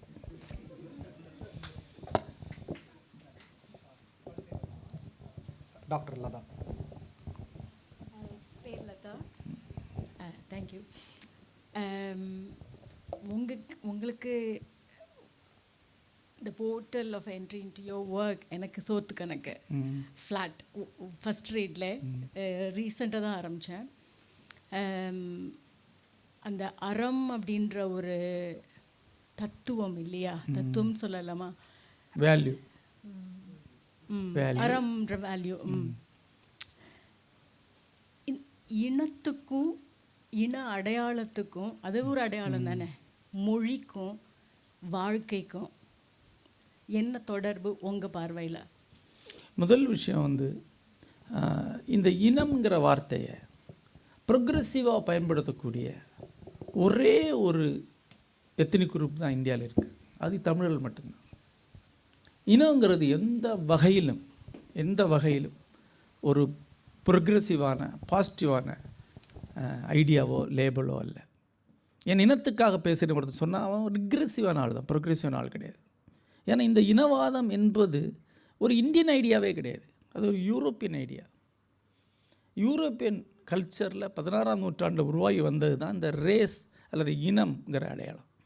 அது சார்ந்த இனவாதம் என்பது அதுதான் ஹிட்லரை உருவாக்கிச்சு, முசோலினி உருவாக்கிச்சு, சார்ல்ஸ் டிகால் உருவாக்கிச்சு. ஐரோப்பாவில் பேரழிவை உருவாக்கின பிறகு அவங்க கற்றுக்கிட்டாங்க அந்த வார்த்தையை பயன்படுத்தக்கூடாது. இன்றைக்கி நீங்கள் யூரோப்பில் ஒரு ஒரு ஒரு லிட் ஃபெஸ்ட்டில் போய் உட்காந்து I am talking for my ரேஸ்ன்னு சொல்லுங்கள், அடுத்த ஒரு நாள் கூட நீங்கள் யூரோப்பில் ஒரு லிட் ஃபெஸ்ட்டில் உட்கார முடியாது. அதுதான் உங்களுடைய கடைசி ஸ்பீச்சாக இருக்கணும். அவ்வளவு தூரம் வெறுக்கப்படக்கூடிய ஒரு வார்த்தை அது. ஏன்னா அது ஒரு குறைந்தது ஒரு 7 கோடி தலை உருளை வச்சுருக்கு அந்த வார்த்தை. அந்த வார்த்தையை சொல்ல முடியாது. வேர்ல்டில் ஃபஸ்ட்டு செகண்ட் வேர்ல்டு வாருக்கு பிறகு கூடின ஜெனிவா இதில் அந்த ரேஸுங்கிற வார்த்தையை பயன்படுத்தக்கூடிய பொலிட்டிக்கல் ஐடென்டிட்டி எல்லாத்தையும் ரிக்ரெசிவாக தான் பார்க்கணும் அப்படின்னு முடிவு பண்ணப்பட்டிருக்கு யுனெஸ்கோ, இது யூஎனில். ஆனால் தமிழ்நாட்டில் மட்டும் ஒருத்தன் சரி இனவரி நீ பேசு, எல்லா இடத்துலையும் இனவரி தான் பேசுகிறான். ஆனால் இனவரி பேசுகிறவன் தான் ப்ரொக்ரெசிவான ஆளுன்னு நம்பிட்டு இருக்கான்.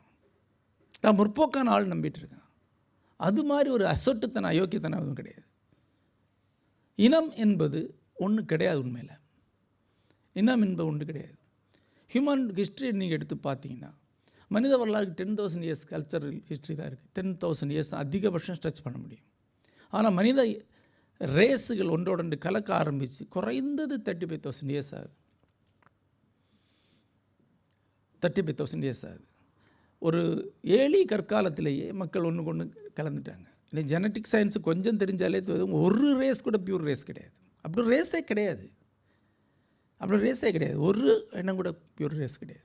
சைனீஸ் பிளட்லேயே அவ்வளவுக்கு வேறு பிளட் இருக்குது. அப்புறம் ஹியூமன் ஹிஸ்ட்ரி தெரியும்னு நினைக்கிறேன். 16,000 இயர்ஸுக்கு முன்னாடி ஒரு பெரிய ஐஸ் ஏஜ் வருது, லாஸ்ட் ஐஸ் ஏஜ். அன்றைக்கி ஹியூமானிட்டி நடந்து வெவ்வேறு ஊருக்கு அப்படி தான் ஆஸ்திரேலியா வரைக்கும் நடந்து போயிருக்காங்க. கடலில் உறைஞ்சி போச்சு, கடல் மேல் நடந்து தான் போயிருக்கான். இப்போ இருக்கக்கூடிய மக்கள், இப்போ நீங்கள் ஒரு இடத்துல வாழ்ந்துட்டீங்கன்னா இந்த இடத்துக்கு நீங்கள் 16,000 வருஷத்துக்கு முன்னாடி கிடையாது. நீங்கள் வேறு எங்கே போயிட்டீங்க, வேறு ஆள் தான் வந்திருக்காங்க. அப்போ உலகமே ஒரு கலடாஸ்கோப் மாதிரி கலைஞ்சிருச்சு. அதுக்கப்புறம் ஒருத்தர் உட்காந்து ரேஸுன்னு சொல்கிறான்னா எய்தர் ஒரு கில்லர் அல்லது க்ளவுன், ரெண்டில் ஒருத்தர் அந்த வார்த்தையை பேச முடியும். வேறு என்னை பொறுத்தளவில் ரேஸுங்கிற வார்த்தை, இனம்ங்கிற வார்த்தையை பயன்படுத்துகிற ஒருத்தனை அவன் எவனாக இருந்தாலும் அவனுடைய ஐடியாவை நான் ஏற்றுக்கொள்ள மாட்டேன். மட்டும் இல்லை, அவன் எழுதுகிற புக்குக்கு ஒரு மதிப்பெற கூட எழுத மாட்டேன். அவனை ஒரு மினிமம் ஹேண்ட்ஷேக்குக்கு அப்பால் அவனை ஒரு ஹியூமன் பீயிங்காக மரியாதையும் கொடுக்க மாட்டேன். It's a nonsense. அப்படி ஒன்றும் இல்லை.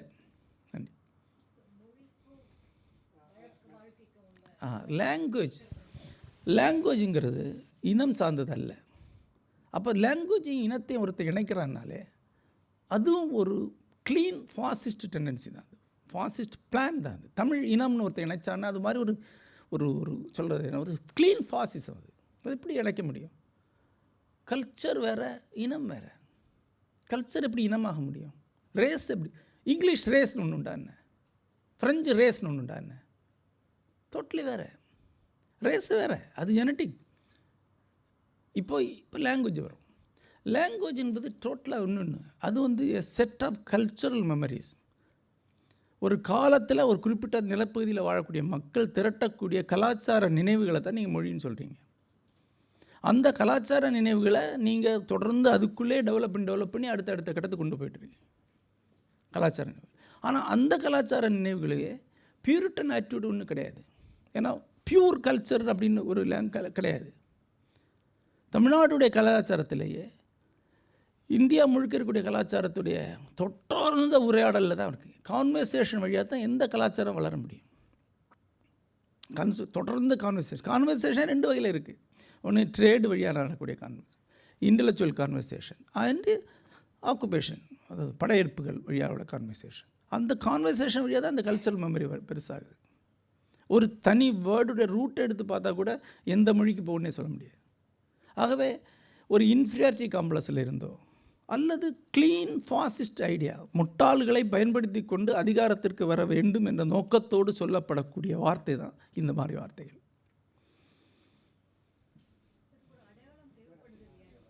அதான் கல்ச்சுரல் மெமரிஸ் இருக்குது, கல்ச்சுரல் கலாச்சார தொகுப்பு நினைவுகள். அதை தான் நான் மொழின்னு சொல்கிறோம். அதை தக்க வைக்கிறத பற்றி தான் பேசிகிட்டு இருக்கோம். அதனால தான் நீங்கள் தமிழ் புத்தகம் அங்கே படிங்க, அது அங்கே தான் இருக்குது. தமிழ் அடையாளம்னு சொல்லிக்கிறதுல இல்லை. என்னோடய ஸ்கின்னில் தமிழ் இருக்குது, ரத்தத்தில் தமிழ் ஓடுது.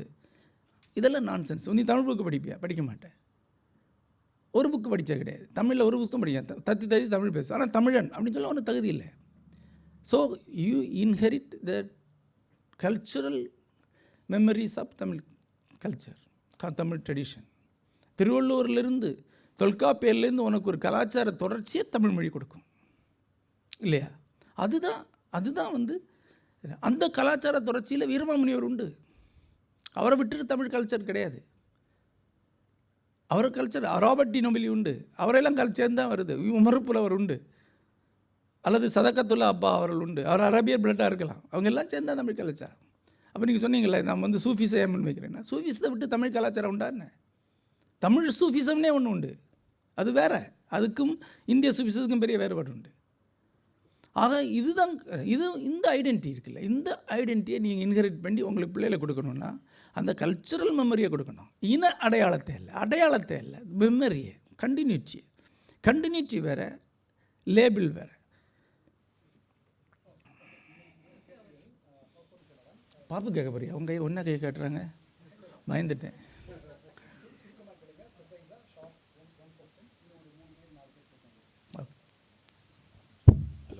வணக்கம் ஐயா, உங்களுடைய சொற்பொழிவுக்கு மிக்க நன்றி. ஒரு சின்ன பாயிண்ட் நீங்கள் டச் பண்ணிங்க. விக்னேஷ் சொன்ன அந்த வாட்ஸ்அப் மெசேஜ், ஊர்லேருந்து நடக்கிற அரசியல் காரணங்களோ ஒரு சினிமா செய்திகள் படிச்சுட்டு நம்மளோட நாள் முழுக்க வந்து சம்டைம் பாழாக போயிடுது. ஆனால் இந்த யூகே தமிழ் மக்களில் பார்த்திங்கன்னா ஏர்லி 2000s வந்து we had very limited number of immigration. இப்போ பார்த்திங்கன்னா கொஞ்சம் குவைட் ஆஃப் அந்த ஐடி க்ரௌடு நிறைய வந்திருக்கு. ப்ளஸ் இந்த மெடிக்கல் ஃபெட்டர்னிட்டிலேருந்து நிறைய பேர் இருந்திருக்காங்க. இனிஷியலாக வந்து அங்கங்கே இருந்த ஒரு சில தமிழ் சங்கங்கள் இப்போ வந்து ஊருக்கு ஒன்று முளைச்சிருக்கீங்க. ஆக்சுவலாக இன்ஃபேக்ட் தெருவுக்குன்னு சொல்கிற மாதிரி அந்தளவுக்கு போயிட்டுருக்கு. பட் இதனுடைய நன்மைகள் தீமைகள் பார்த்தோட இது தமிழ் சங்கத்தினால மற்ற எதிர்வரும் சந்ததியினருக்கு தமிழ் கல்வியோ இல்லைனா அந்த பண்பாட்டையோ அந்த கலாச்சாரத்தையோ வந்து நம்ம கடத்தணும்ன்ற ஒரு முயற்சியில் ஒரு சிலர் நல் உள்ளங்கள் ட்ரை பண்ணாலும் கூட, உங்களுடைய பேச்செல்லாம் கேட்கும்போது உங்களுடைய ரைட்டப்பும் வந்து ஏதோ அமெரிக்கா போனப்போ ஒருத்தர் எழுதிருந்தீங்க, தமிழ்ச்சங்களுடைய சங்கடங்கள் என்னென்ன இருக்குது அப்படின்னு சொல்லிட்டு எழுதிருந்தீங்க உங்களுடைய பிளாகில். ஸோ அதை வச்சு இந்த தமிழ்ச்சங்கம்லாம் உண்மையே தேவைதானா இங்கெல்லாம் இந்த மாதிரி ஒரு ஃபாரின் லேண்டில்? நீங்கள் சொன்னீங்க இன்னொரு விஷயம் வந்து we should break into their culture or maybe being good citizen of this country or this land. Motherland வந்து முழுமையாக நம்ம மறக்கணுமா, இல்லைனா still we need to keep that roots and do we really need Tamil சங்கம்? இது வேணுமா? தமிழ் சங்கங்கள் வேணும்னு நான் நினைக்கிறேன். தமிழ்ச்சங்கங்களுடைய பிரச்சனை எனக்கு தெரியும். அமெரிக்க தமிழ்ச்சங்கங்களை பொறுத்தளவில் அவங்க ஒரு பிக் ஈவென்ட் நடத்தணும்னா ஃபண்டு வேணும். இப்போ நாங்களே அமெரிக்காவுடைய முதல் மாபெரும் தமிழ் மாநாடு நடத்துகிறோம். அது மாதிரி ஒன்று அவங்க நடத்தினதே கிடையாது. ஆனால் அதுக்கு நன்கொடை கேட்க போனால் அமெரிக்காவில் ஒரு பணக்காரர் மனம் தரல. இந்தியாவிலேருந்து பெரும்பதி நிதி கொண்டு போனோம். அங்கே இருக்கக்கூடிய இண்டிவிஜுவல் நண்பர்களுடைய நிதி தான் பெரிய நிதி. அது பெரிய தமிழ்ச்சங்கங்களுக்கு க்ரோர்ஸ் எல்லாம் கொடுக்குறாங்கல்ல, ஈஸியாக அவங்க கோடிகளை கலெக்ட் பண்ணோம். அந்த அளவு எங்களுக்கு வரல. நாங்கள் அவங்களுடைய ஒரு சாதாரண மீட்டிங் ஆகக்கூடிய செலவு வச்சு தான் நாங்கள் அங்கே நடத்தினோம். நண்பருடைய நன்கொடை தான் பெரும்பகுதி, கட்டணம் வச்சு நடத்தணும். ஏன் தன்கொடை வரல அப்படின்னு கேட்டால் எவ்வளோ பீப்புள் வருவாங்கன்னு கேட்பாங்க. குறைந்தது 2000 பேர் வரணும். 2000 பேர் வரணும்னா அதுக்கு வந்து குஷ்பு வந்து அதில் சத்யராஜ் வந்தால் தான் வர முடியுமே வழியாக ரைட்டர் வந்தால் வர மாட்டான். அதை அவங்கள கூப்பிட்டு வருவாங்க. அல்லது வந்து என்ன சொன்னால் விஜய் டிவி ராமர் வந்து காமெடி அடிக்கணும் வருவாங்க. அப்போ திருப்பி விஜய் டிவி ராமர் குஷ்பு இது ஒரு முறை வந்து தமிழ் சங்கங்களுடைய இனாகுரேஷன் விழாவுக்கு இவங்க கூட்டுறது வந்து இந்த எந்திரன் படத்துடைய கதை எமி ஜாக்சனு. அந்த மாதிரி தமிழ் அவர் பிரிட்டிஷ் சிட்டிசன் அவங்கள கூப்பிட்டு நடத்துகிறாங்க. ஏன்னா தமிழ் படத்தில் நடிச்சிருக்கலாம், அப்போ தமிழ் பண்பாடு தானே. இந்த அளவில் தான் அவங்க இருக்கிறாங்க. ஆனால் தொடர்ந்து இதை சுட்டி காட்டுறேன். நீங்கள் பண்ணிகிட்டு இருக்கிறது வந்து ஒரு இழிவு. என்ன நடக்குதுன்னா இவங்க உள்ளூரில் படித்து வந்தவங்க, இவங்களுடைய இப்போ தமிழகத்தில் இருக்கக்கூடிய ஒரு தமிழ் ஆளுடைய கல்ச்சர் என்ன இருக்குது, 8ஆம் கிளாஸ் வரைக்கும் தான் அவர் ஏதாவது பொது வாழ்க்கை, அதுலேருந்து டியூஷன் தான். டியூஷன் +2 படித்து டிகிரி படித்து என்ஜினியரிங் முடித்து வேலை கிடச்சி அமெரிக்கா வந்துடுறாரு. அப்போ ஒரு சாதாரண ஒரு கமர்ஷியல் படத்துக்கு விசிலடித்து பார்க்குற அளவுக்கு தான் டேஸ்ட், அறிவித்திறன் எல்லாம் அப்படி தான். டெக்னிக்கலி அவருக்கு ஒரு பில்லியன்ஸ் இருக்கும். ஆனால் கல்ச்சரலி ட்ரெயின்டு பர்சன் தான். அப்போ அவர் அங்கே வேலை பார்க்குறாரு. அமெரிக்காவிலேயோ பிரிட்டனில் இருந்ததுனால அவர் கல்ச்சர்டு பர்சன்லாம் கிடையாது. ட்ரெயின்டு எஜுகேட்டட் பர்சன் தான். அப்போ இந்த எஜுகேட்டட் பர்சன் இவனுடைய டேஸ்ட் அவன் பிள்ளை மேலே சுமத்துவான். உலகத்திலேயே பெஸ்ட் எஜுகேஷன் சிஸ்டத்தில் படிக்கக்கூடிய பிள்ளையை கொண்டு வந்து இதில் உட்கார வைக்க முடியாது. அப்போ கரெக்டாக ஒரு 15 வயசில் நம்ம அப்பா ஒரு கோமாளின்னு அது முடிவு பண்ணோம். இதுதான் நடந்துகிட்ருக்கு. இதை நான் தொடர்ந்து சுட்டி காட்டுற வரைக்கும் பிறகு அது ஒரு சேஞ்சு உருவாக்கியதுக்கு. இப்போ பார்த்தீங்கன்னா இந்த வருஷம் எல்லாம் வந்து ரைட்டர்ஸை கூப்பிட்றாங்களே, தொடர்ந்து ரைட்டர்ஸை கூப்பிட்ற இடத்துக்கு வந்திருக்காங்க. ஏன்னா அவங்களுக்கு ஓரளவுக்கு அது தெரியுது. எஸ், இப்போ நடிகரில் வர வேண்டாம்னு சொல்ல முடியாது, இல்லைன்னா கூட்டம் வராது, உள்ளறை கூட்டம் மாதிரி நடத்த வேண்டியிருக்கும். இப்போ நீங்களே யோசிச்சு பாருங்கள், இங்கே வந்து தமிழ்நாட்டில் இருக்கக்கூடிய ஒரு நாலாந்தர நடிகன், அதாவது நான் எழுதக்கூடிய ஒரு படத்தில் தனக்கு வாய்ப்பு வேணும்னு கேட்டு என் வீட்டுக்கோ என் ஹோட்டலுக்கோ வந்து என் வாசலில் காத்து நிற்கக்கூடிய ஒரு நடிகன் இங்கே வந்து பேசியிருந்தானே இது ஒரு 15 மடங்கு கூட்டம் இருக்குமா இல்லையா? இல்லை, இதானே தமிழ் லெவலுங்கிறது. ஸோ அவனை கூப்பிடுவாங்க. அதில் ஒன்றும் ஆச்சரியப்படுறதுக்கு ஒன்றும் இல்லை. ஆனால் கூடவே கொஞ்சம் கல்ச்சரும் வேணுங்கிற இடத்துக்கு வந்திருக்காங்க. அப்போ இந்த தமிழ்ச்சங்க நடவடிக்கைகள் நல்லது தான். அவங்களால எவ்வளோ முடியுமோ அவ்வளோ பண்ணணும். ஆனால் அது தமிழ் சமுதாயத்தில் 5 8 10 பிரிக்க ஆகக்கூடாது. பெரும்பாலானங்களை போட்டி தமிழ் சங்கங்கள் இருந்தால் அவங்க உள்ளே பார்த்தா ஜாதி தான் கண்டாக இருக்கும். முதல்ல 2 பிரிக்கணும், பிராமின் நான் பிராமின். அதுக்கப்புறம் அந்த நான் பிராமின் கம்யூனிட்டி 4 8 10 பிரிஞ்சுட்டே போகும். பிராமின் கம்யூனிட்டி 2 பிரிஞ்சிடும், ஐயார் ஐயங்கார். இதான் தமிழ் பண்பாடு. ஆகவே அப்படி அன்றி வெவ்வேறு நடவடிக்கைகளுக்காக தமிழ் சங்கங்கள் உருவாக்கி அதில் ஒரு பெரும்பகுதி மிமிக்ரி தோசை இப்படின்னு உலகத்தில் போனாலும் கூட ஓரளவுக்காவது கலாச்சார நடவடிக்கையில் ஈடுபடுவார்கள் என்றால், ஓரளவுக்காவது பிள்ளைங்கள்ட்ட தமிழ்லேருந்து சில ரைட்டர்ஸ் இருக்கிறாங்க, தமிழில் புக்ஸ் வருது, தமிழ்நாட்டிலேருந்து வரக்கூடிய புத்தகங்களை இன்ட்ரொடியூஸ் பண்ணுவாங்க என்றால் அது ஒரு சேஞ்சை உருவாக்கும். பிறகு ஒரு குறிப்பிட்ட எண்ணிக்கைக்கு மேலே என்றைக்காவது வருவார்கள் என்றால் டெஃபினெட்லி 2 விஷயத்தில் வெஸ்டர்ன் இப்போ அமெரிக்காவில் வேரூன்றின தலைமுறைகள் என்ன பண்ணுறாங்கன்னு பார்க்கும்போது ரெண்டு விஷயம் இருக்குது. ஒன்று, ஆஸ் எ சொசைட்டி ஒட்டுமொத்தமாக ஒரு பிஸ்னஸ் இன்ட்ரெஸ்ட்டோட செயல்படும்போது தான் நீங்கள் இந்த ஐரோப்பாவை அமெரிக்கா வெளில எடுக்க முடியும். அதாவது இப்போ ஜப்பானியர்கள் ஒரு ஒரு ஒரு குரூப் ஆஃப் கல்ச்சர் மட்டும் அல்ல, ஒரு ட்ரேடு குரூப்பும் குடித்தான். அவங்களுக்குள்ள அவ்வளவு பிஸ்னஸ் டீலிங் இருக்குது. அதனால தான் அவங்க சக்ஸஸ்ஃபுல்லாக இருக்காங்க. அதுக்கப்புறம் ஓரளவுக்கு குஜராத்திகள் அப்படி தான் இருக்காங்க. குஜராத்தில் சக்ஸஸ்ஃபுல்லாக பிஸ்னஸில் இருக்கிறாங்கன்னா குஜராத்துங்கிறது ஒரு big business society. Third one, சாத்தியம் என்றால் எதிர்காலத்தில் பொலிட்டிக்கல் பவர் நோக்கி நடக்க முடியும்னா அதுவும் பெஸ்ட். இப்போ கனடாலெல்லாம் முக்கியமான பதவிகளிலேயே தமிழர்களுடைய, இலங்கை தமிழர்களுடைய பிரதிநிதிகள் வர முடியுது இல்லையா? அதுதான் அப்படி தான் இங்கே அதுதான் பாலிடிக்ஸ். அங்கே விஜய் வந்தாலும் ஸ்டாலின் வந்தாலும் அமெரிக்காவுக்கோ அல்லது பிரிட்டனுக்கு ஒன்றும் ஆக போகிறதில்ல. இங்கே ஒரு எம்எல்ஏ ஒரு எம்பி வர முடிஞ்சா, ஒரு செனட்டர் வர முடிஞ்சா அதுதான் சக்ஸஸ், அதுதான் பாலிடிக்ஸ். தவறுக்கு ஓ ஏன்னா இப்போது ஒரு ஆதர் தமிழ்நாட்டிலேருந்து ஒரு ஆதரை கொண்டு உங்கள் இப்போ நாங்கள் ஒரு செட் ஆஃப் ஆதர்ஸை கொண்டு அமெரிக்காவில் இன்ட்ரொடியூஸ் பண்ணுறோம். அந்த ஆதர்ஸை திருப்பி தமிழ் சங்கங்கள் அங்கே கூப்பிட்றாங்க. அதில் எத்தனை பேருக்கு போய் சேருன்னு தெரியாது, பட் இட்ஸ் ஸ்டார்டிங். அந்த பிள்ளைங்களுக்கு அந்த நேம் தெரியுது இல்லையா? நாளைக்கு அவங்களுடைய இங்கிலீஷில் ஒரு புக் வந்தால் ஒரு 5 காப்பியாக 10 காப்பி விற்கும் இல்லையா? நம்ம கொரியன் அளவுக்கோ துருக்கி அளவுக்கோ அல்லது ஒரு ஜப்பான் அளவுக்கோ போகிறது பண்ணணும்னு நினச்சி பார்க்க முடியாது. அங்கே கொரியா துருக்கி தான் நம்ம பக்கத்தில் இருக்குது. 2க்கு லெவலில் போகிறதுக்கே ஒரு 25 வருஷம் ஆகும். இப்படி போனால் ஜப்பான் போல் ஒரு காலத்தில் ஒரு பெரிய டயஸ்போரா சொசைட்டி தான் ஜப்பானுடைய நாடுடைய ஆற்றில் டயஸ்போரா சொசைட்டி தான். எல்லா ஊர்லேயும் ஜப்பானிய சொசைட்டி இருக்குது. அந்த மாதிரி நம்ம ஆக முடிஞ்சால் நல்லது தான். அதுதான் நம்முடைய ட்ரீம், அதுதான் நம்முடைய இதாக இருக்கும். அப்போ நம்முடைய 3rd ஜெனரேஷன் இங்கே தமிழ் பேசாது. ஆனால் தமிழர் என்கிற கலாச்சாரம் கலெக்ட் மெமரி இருக்கணும்னா இருக்கணும். அதான் வித்தியாசம். வணக்கம் ஐயா, எனது பெயர் டாக்டர் சரவணப்பா.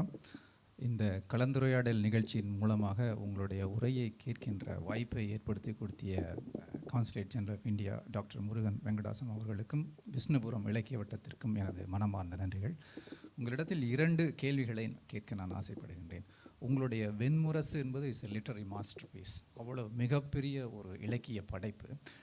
சில ஆண்டுகளுக்கு முன்னால் நான் ஜெய்ப்பூர் லிட்டரரி ஃபெஸ்டிவல், ஜெய்ப்பூர் இலக்கிய மாநாட்டுக்கு சென்றபோது சசி தரூர் அவர்கள் பேசும்போது சொன்னார், ஃபிக்ஷன் நான் ஃபிக்ஷனில் இப்போ நான் ஃபிக்ஷன் எழுதுறதில்லை, பிகாஸ் ஒரு இன்டரப்டட் தாட் இருக்கணும், ஒரு இடைவில்லாத ஒரு எண்ண ஓட்டத்திலே இருக்க வேண்டும் சொன்னாங்க. உங்களுடைய வெண்முரசு கிட்டத்தட்ட 7 ஆண்டுகள் அந்த படைப்புக்கு நீங்கள் எடுத்துக்கொண்டதாக நான் படித்தேன். அந்த 7 ஆண்டுகள் ஒரு தடையற்ற எண்ண ஓட்டத்திற்குள், கதைக்குள், அந்த கதாபாத்திரங்களோடு உலாவிக் கொண்டிருந்த பொழுது உங்களுடைய அன்றாட சாதாரண வாழ்க்கையில் ஏற்பட்ட சிக்கல்களும் அதை எப்படி நீங்கள் சமாளித்தீர்கள் என்பதையும் சொன்னால் நலமாக இருக்கும் நம்புகிறேன். கிரியேட்டிவிட்டிக்கு அதுக்கே ஒரு இது உண்டு. கங்கையில் நீந்தி போகிற ரொம்ப ஈஸி, குதிச்சா போதுன்னு சொல்லுவாங்க. நீங்கள் பிக் ஃப்ளோவில் குதிச்சிங்கன்னா அது உங்களை கொண்டு போகும். இப்போ வெண்முரசுக்கு அதுக்கான ஒரு பெரும் ஸ்ட்ரென்த் இருந்தது, ஒரு பெரிய ட்ரீம் இருந்தது. அது ஒரு 25 ஆண்டு கால கனவு. அப்புறம் அதனுடைய ஓன் ஃபோர்ஸ், அதனுடைய ஓன் சக்தி என்னை கூட்டிகிட்டு போயிடுச்சு. நீங்கள் சொல்லும் பொழுது முக்கியமாக பெரிய ஃபிக்ஷன் எழுதுறதுடைய பெரிய சேலஞ்சு மொத்தமும் நினைவில் இருக்கணுங்கிறது. நிறைய ரைட்டர்ஸ்டைய பெரிய நாவல்கள் 100 பக்கத்துக்கு ஒரு முறை தனியாக இருக்கும். ஏன்னா அவனுக்கு மறந்து போயிருக்கும் அதுக்குள்ளே. சாண்டிலியன் நாவலே நீங்கள் பார்த்தீங்கன்னா 50 பேஜ் 100 பேஜுக்குள்ளே கதை வேற எங்கே போயிடும். ஏன்னா அவர் மறந்துருப்பார் அதுக்குள்ளே. ஆனால் இது அப்படி இல்லை, முழுசாக அந்த நினைவில் இருந்து ஒரு ஒரு பிக் ட்ரீம் அதில் வந்து ஒரு 7 ஆண்டுகள் இருந்தேன்னு சொல்லலாம். ஆனால் அதில் வந்து என்னுடைய பர்சனல் லைஃபுங்கிறது எப்போவுமே செகண்டரி தான். அதில் நான் எப்போவுமே அது அந்த வெண்முறை செய்கிற காலத்தில் வந்து ஏறத்தாழ 7 சினிமாவுக்கு எழுதியிருக்கேன். அதான் என்னுடைய ப்ரொஃபஷன். அதில் பிளாக் பஸ்டர் படங்கள் 2.0 படங்கள்லாம் அப்போ தான் எழுதியிருக்கேன். அப்புறம் ஏறத்தாழ ஒரு 15-20 நாடுகளுக்கு ட்ராவல் பண்ணியிருக்கிறேன். நான் சொல்லுவேன், அந்த வெண்முரசை வந்து ரயில்வே ஸ்டேஷனில் வச்சு எழுதியிருக்கிறேன், ஏகப்பட்ட நாடுகளின் ஏகப்பட்ட ஏர்போர்ட்டில் வச்சு எழுதியிருக்கிறேன், காசியில் சுடுகாட்டில் வச்சு கூட எழுதியிருக்கேன் ஒரு சாப்டர், அப்புறம் பஸ் ஸ்டாண்டுகளில் உட்காந்து எழுதியிருக்கிறேன், ரயிலில் உட்காந்து எழுதியிருக்கிறேன். அந்த மைண்டுக்குள்ளே அந்த கண்டினியூட்டி இருக்கும் பட்சத்தில் ஒருபோதும் அது அறுபடாது. ஆனால் சில நாவல்கள் வந்து இப்போ நீலம்னு ஒரு நாவல் இருக்குது, ஒரு கிருஷ்ணனுடைய ராதைக்கான உறவை சொல்லக்கூடிய ஒரு ஒரு ஒரு செய்யுள் மாதிரி இருக்கும். அதை எழுதும்போது அது கிட்டத்தட்ட மேட்னஸுடைய விளிம்பு வரைக்கும் கொண்டு போச்சு. அது பெரிய ஒரு அலைக்கழிப்பான ஒரு, அதுமாதிரி கிராதம்னு ஒரு நாவல், ரொம்ப நெகட்டிவ் ஸ்ட்ரெங்க் உள்ள நாவல், அதுவும் ஒரு பெரிய அளவில் அலை கொந்தளிப்பு உருவாக்கிச்சு. ஆனால் அதை ஒன்றும் பண்ண முடியாது, அதை ஒன்றுமே பண்ண முடியாது. அந்த பீரியடில் நம்ம ஃபேமிலி அந்த அந்த டார்ச்சரை தாங்கி தான். சொல்லுங்கள்.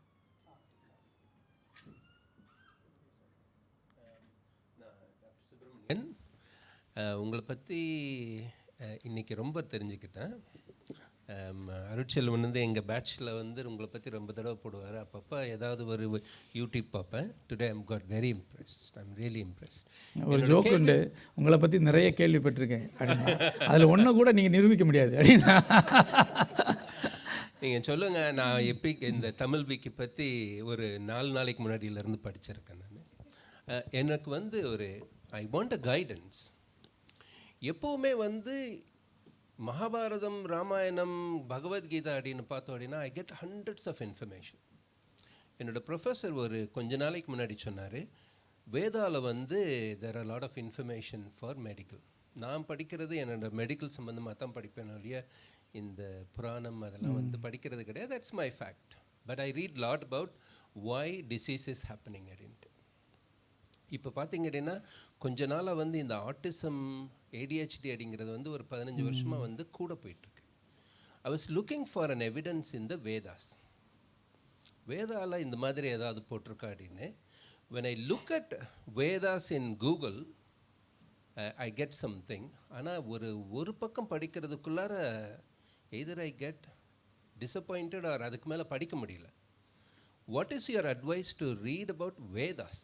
பிகாஸ் எப்போ பார்த்தாலும் எல்லோரும் வந்து 4 வேதா அதுக்குள்ளே தான் மகாபாரதம் அண்ட் ராமாயணம் அடக்கமாகுது அப்படிங்கிறப்ப வந்து why we are only talking about that but not propagating Vedas in any YouTube or anywhere?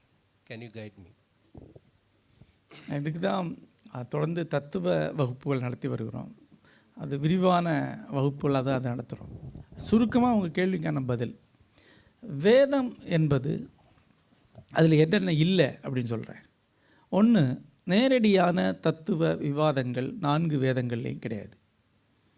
2, நன்னெறி போதனைகள் கிடையாது. 3, வாழ்க்கை சித்தரிப்புகள், வாழ்க்கை பற்றிய விவரிப்புகள் கிடையாது.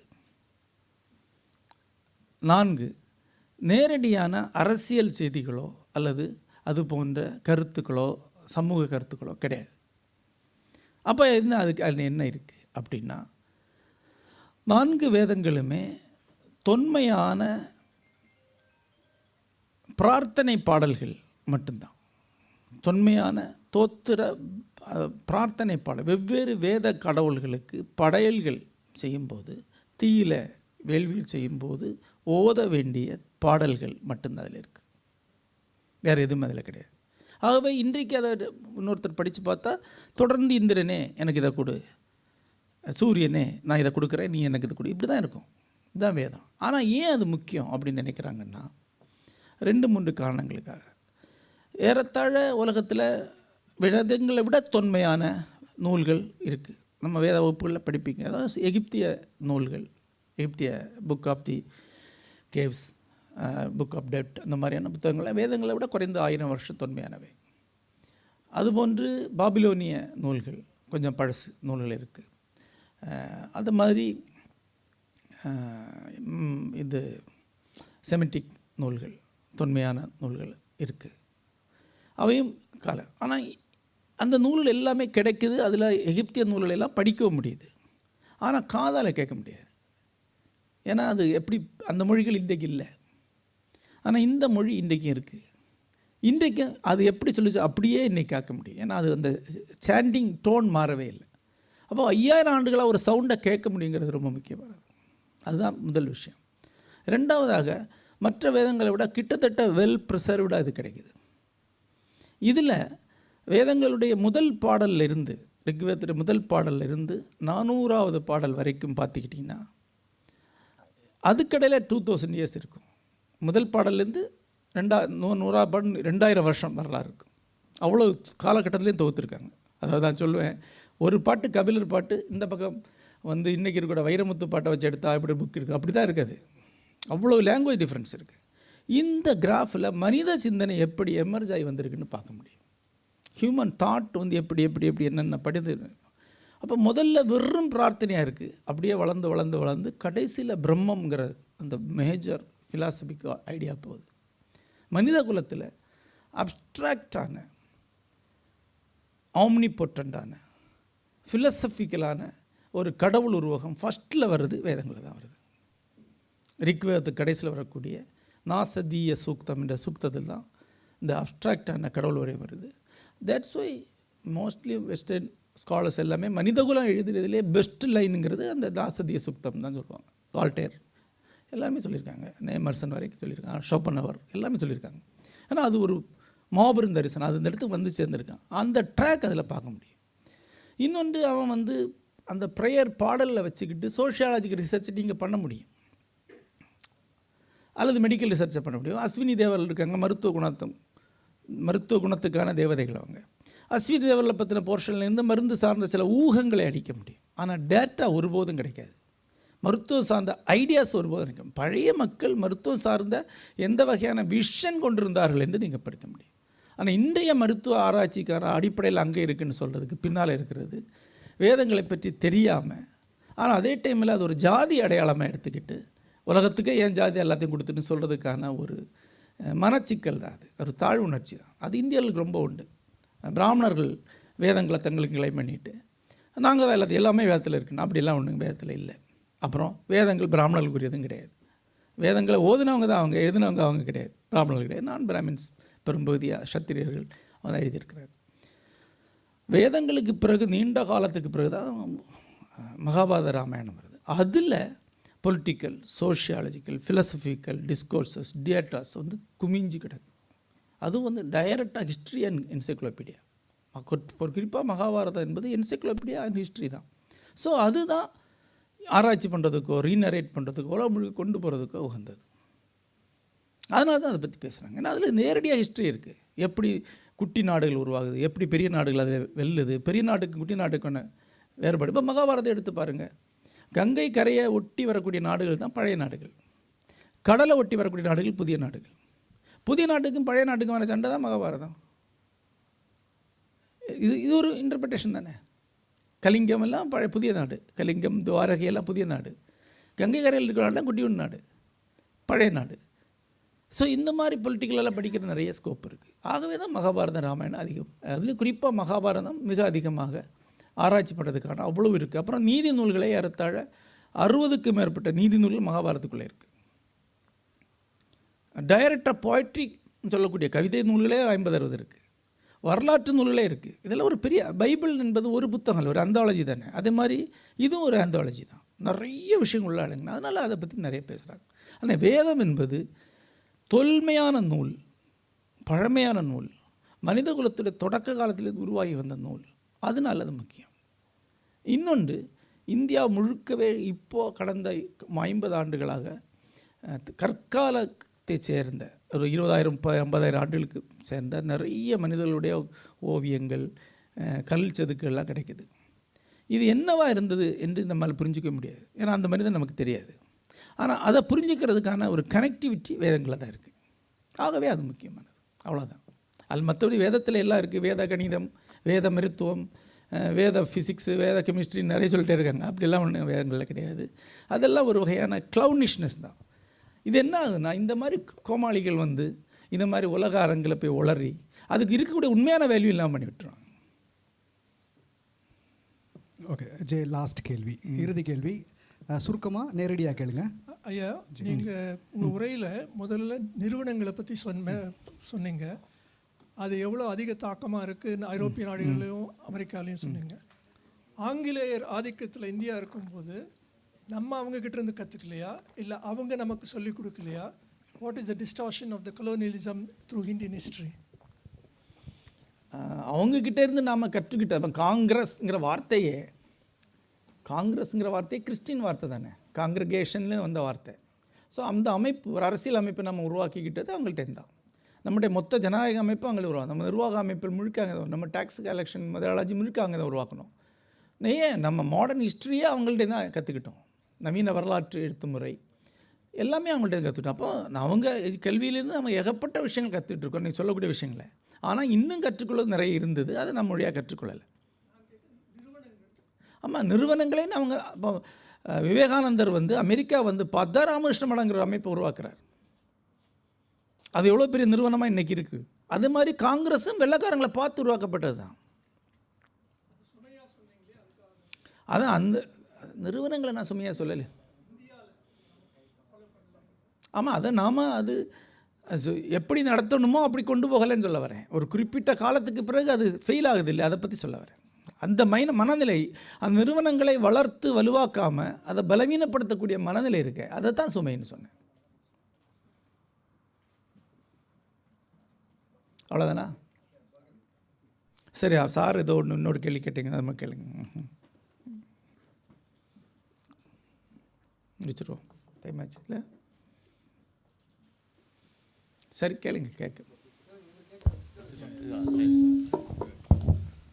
நீங்கள் பண்பாடு சுமையும் சிறகுகளும் பற்றி மிக அருமையாக சொன்னீங்கள். வந்து பொது அறம் ஆன ஒரு மிகப்பெரிய சிறகாக நமக்கு இருக்குது.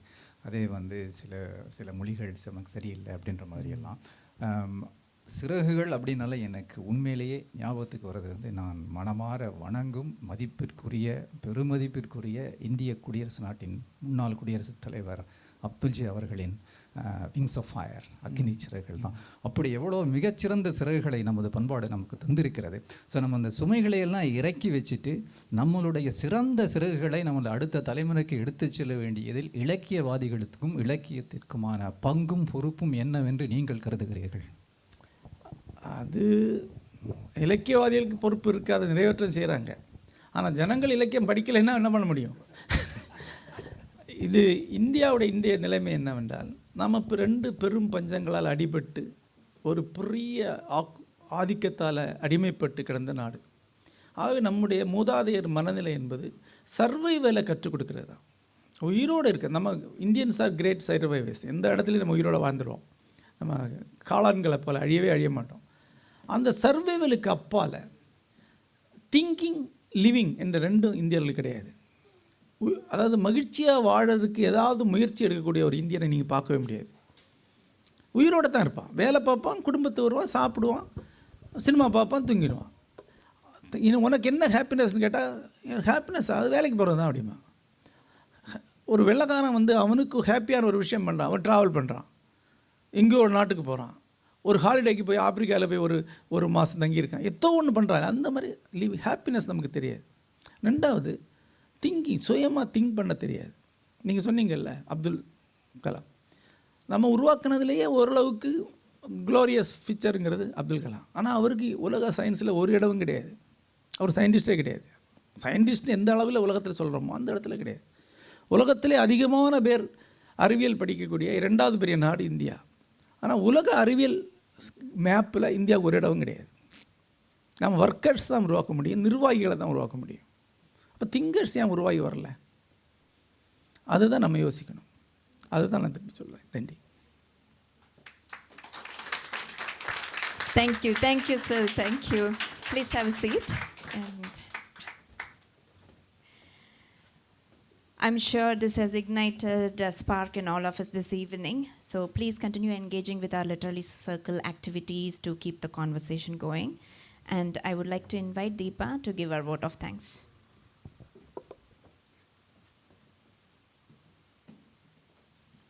Thank you, Bhargavi. மேடை நிகழ்ச்சிகள் முடிந்த பின் Jay will be available for signatures, and of course you can take pictures with him. And also there's food available for everybody. Please help yourself. அனைவருக்கும் வணக்கம்.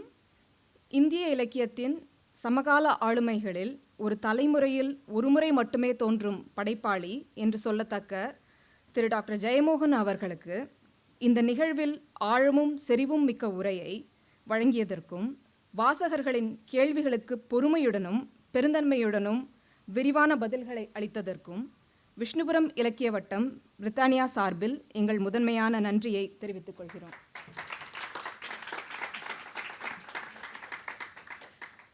இந்த நிகழ்வு வெற்றிகரமாக நடைபெற தொடர்ந்து ஊக்கமளித்து இந்த அரங்கை எங்களுக்கு அளித்து தனது பணிச்சுமைகளுக்கு நடுவிலும் நேரில் வருகை தந்து ஏற்பாடுகளை பார்வையிட்டு இந்த பாராட்டு விழாவிற்கு தலைமை தாங்கி சிறப்பித்த இந்திய துணை தூதர் டாக்டர் எம் வெங்கடாச்சலம் அவர்களுக்கு எங்கள் இலக்கிய வட்டம் சார்பில் மனமார்ந்த நன்றிகளை தெரிவித்துக் கொள்கிறோம். இந்த நிகழ்விற்கான ஏற்பாடுகளில் உறுதுணையாக இருந்த இந்திய துணை தூதரக அதிகாரிகளுக்கும் அலுவலர்களுக்கும் எங்கள் மூலமார்ந்த நன்றிகள். இந்த விழாவின் அனைத்து ஏற்பாடுகளிலும் அர்ப்பணிப்புடன் உழைத்த விஷ்ணுபுரம் நண்பர்களுக்கு எங்கள் நன்றிகள். குறிப்பாக திரு ராஜேஷ், விக்னேஷ் ஆகியோரின் பங்களிப்பு பாராட்டத்தக்கது. மேலும் திரு பப்ளிகேஷன்ஸ் சார்பில் புத்தக விற்பனை ஏற்பாடுகளை செய்து தரும் திரு விக்னேஷ் அவர்களுக்கு சிறப்பான நன்றிகள். இன்றைய புத்தக விற்பனையின் மூலம் கிடைக்கும் வருமானம் முழுதும் விஷ்ணுபுரம் இலக்கிய வட்டம் பிரித்தானியா முன்னெடுக்கும் இலக்கிய நிகழ்வுகளுக்கான நன்கொடையாக வழங்கப்படும். எனவே அனைவரும் புத்தகங்களை வாங்கி இந்த முயற்சிக்கு ஆதரவளிக்குமாறு அன்புடன் கேட்டுக்கொள்கிறோம். மேலும் டாக்டர் ஜெயமோகன் அவர்களின் கையொப்பத்துடன் புத்தகங்களை பெறும் இந்த அரிய வாய்ப்பையும் நண்பர்கள் பயன்படுத்திக் கொள்ளுமாறு கேட்டுக்கொள்கிறோம். கடந்த ஆண்டு முதல் பிரித்தானியாவில் உள்ள நண்பர்களுடன் இணைந்து விஷ்ணுபுரம் இலக்கிய வட்டத்தின் செயல்பாடுகளை முன்னெடுத்து வருகிறோம். கடந்த ஆண்டு திரு அஜித்தன் அவர்கள் நடத்திய மேலை தத்துவ வகுப்புகளை தொடர்ந்து இந்த ஆண்டு திரு ஜெயமோகன் அவர்கள் நடத்தும் இந்திய தத்துவம் முதல் நிலை மற்றும் நாவல் எழுதும் கலை ஆகிய முழுமை அறிவு வகுப்புகளையும் ஒருங்கிணைத்து வருகிறோம். இந்த வகுப்புகள் முதல் நிலை வகுப்புகள் அடுத்த வாரம் நடக்க இருக்கின்றன. எவரேனும் கலந்து கொள்ள விரும்பினால் நண்பர்களிடம் பெயர் கொடுக்கவும். இது போன்ற முழுமை அறிவு வகுப்புகளை தொடர்ந்து நடத்த திட்டமிட்டுள்ளோம். இவை தொடர்பான அறிவிப்புகள் எங்கள் வாட்ஸ்அப் குழுமத்தின் மூலமும் வலைதளம் மூலமும் பகிரப்படும். நண்பர்கள் இந்த வகுப்புகளுக்கு ஆதரவளித்து அவற்றில் பங்கேற்று பயனடையுமாறு அன்புடன் கேட்டுக்கொள்கிறோம். வாட்ஸ்அப் குழுமத்தில் இணைய விரும்பும் நண்பர்கள் டாக்டர் அருட்செல்வம், திரு முத்து கேசவன் அல்லது என்னை தொடர்பு கொள்ளுமாறு அன்புடன் கேட்டுக்கொள்கிறோம்.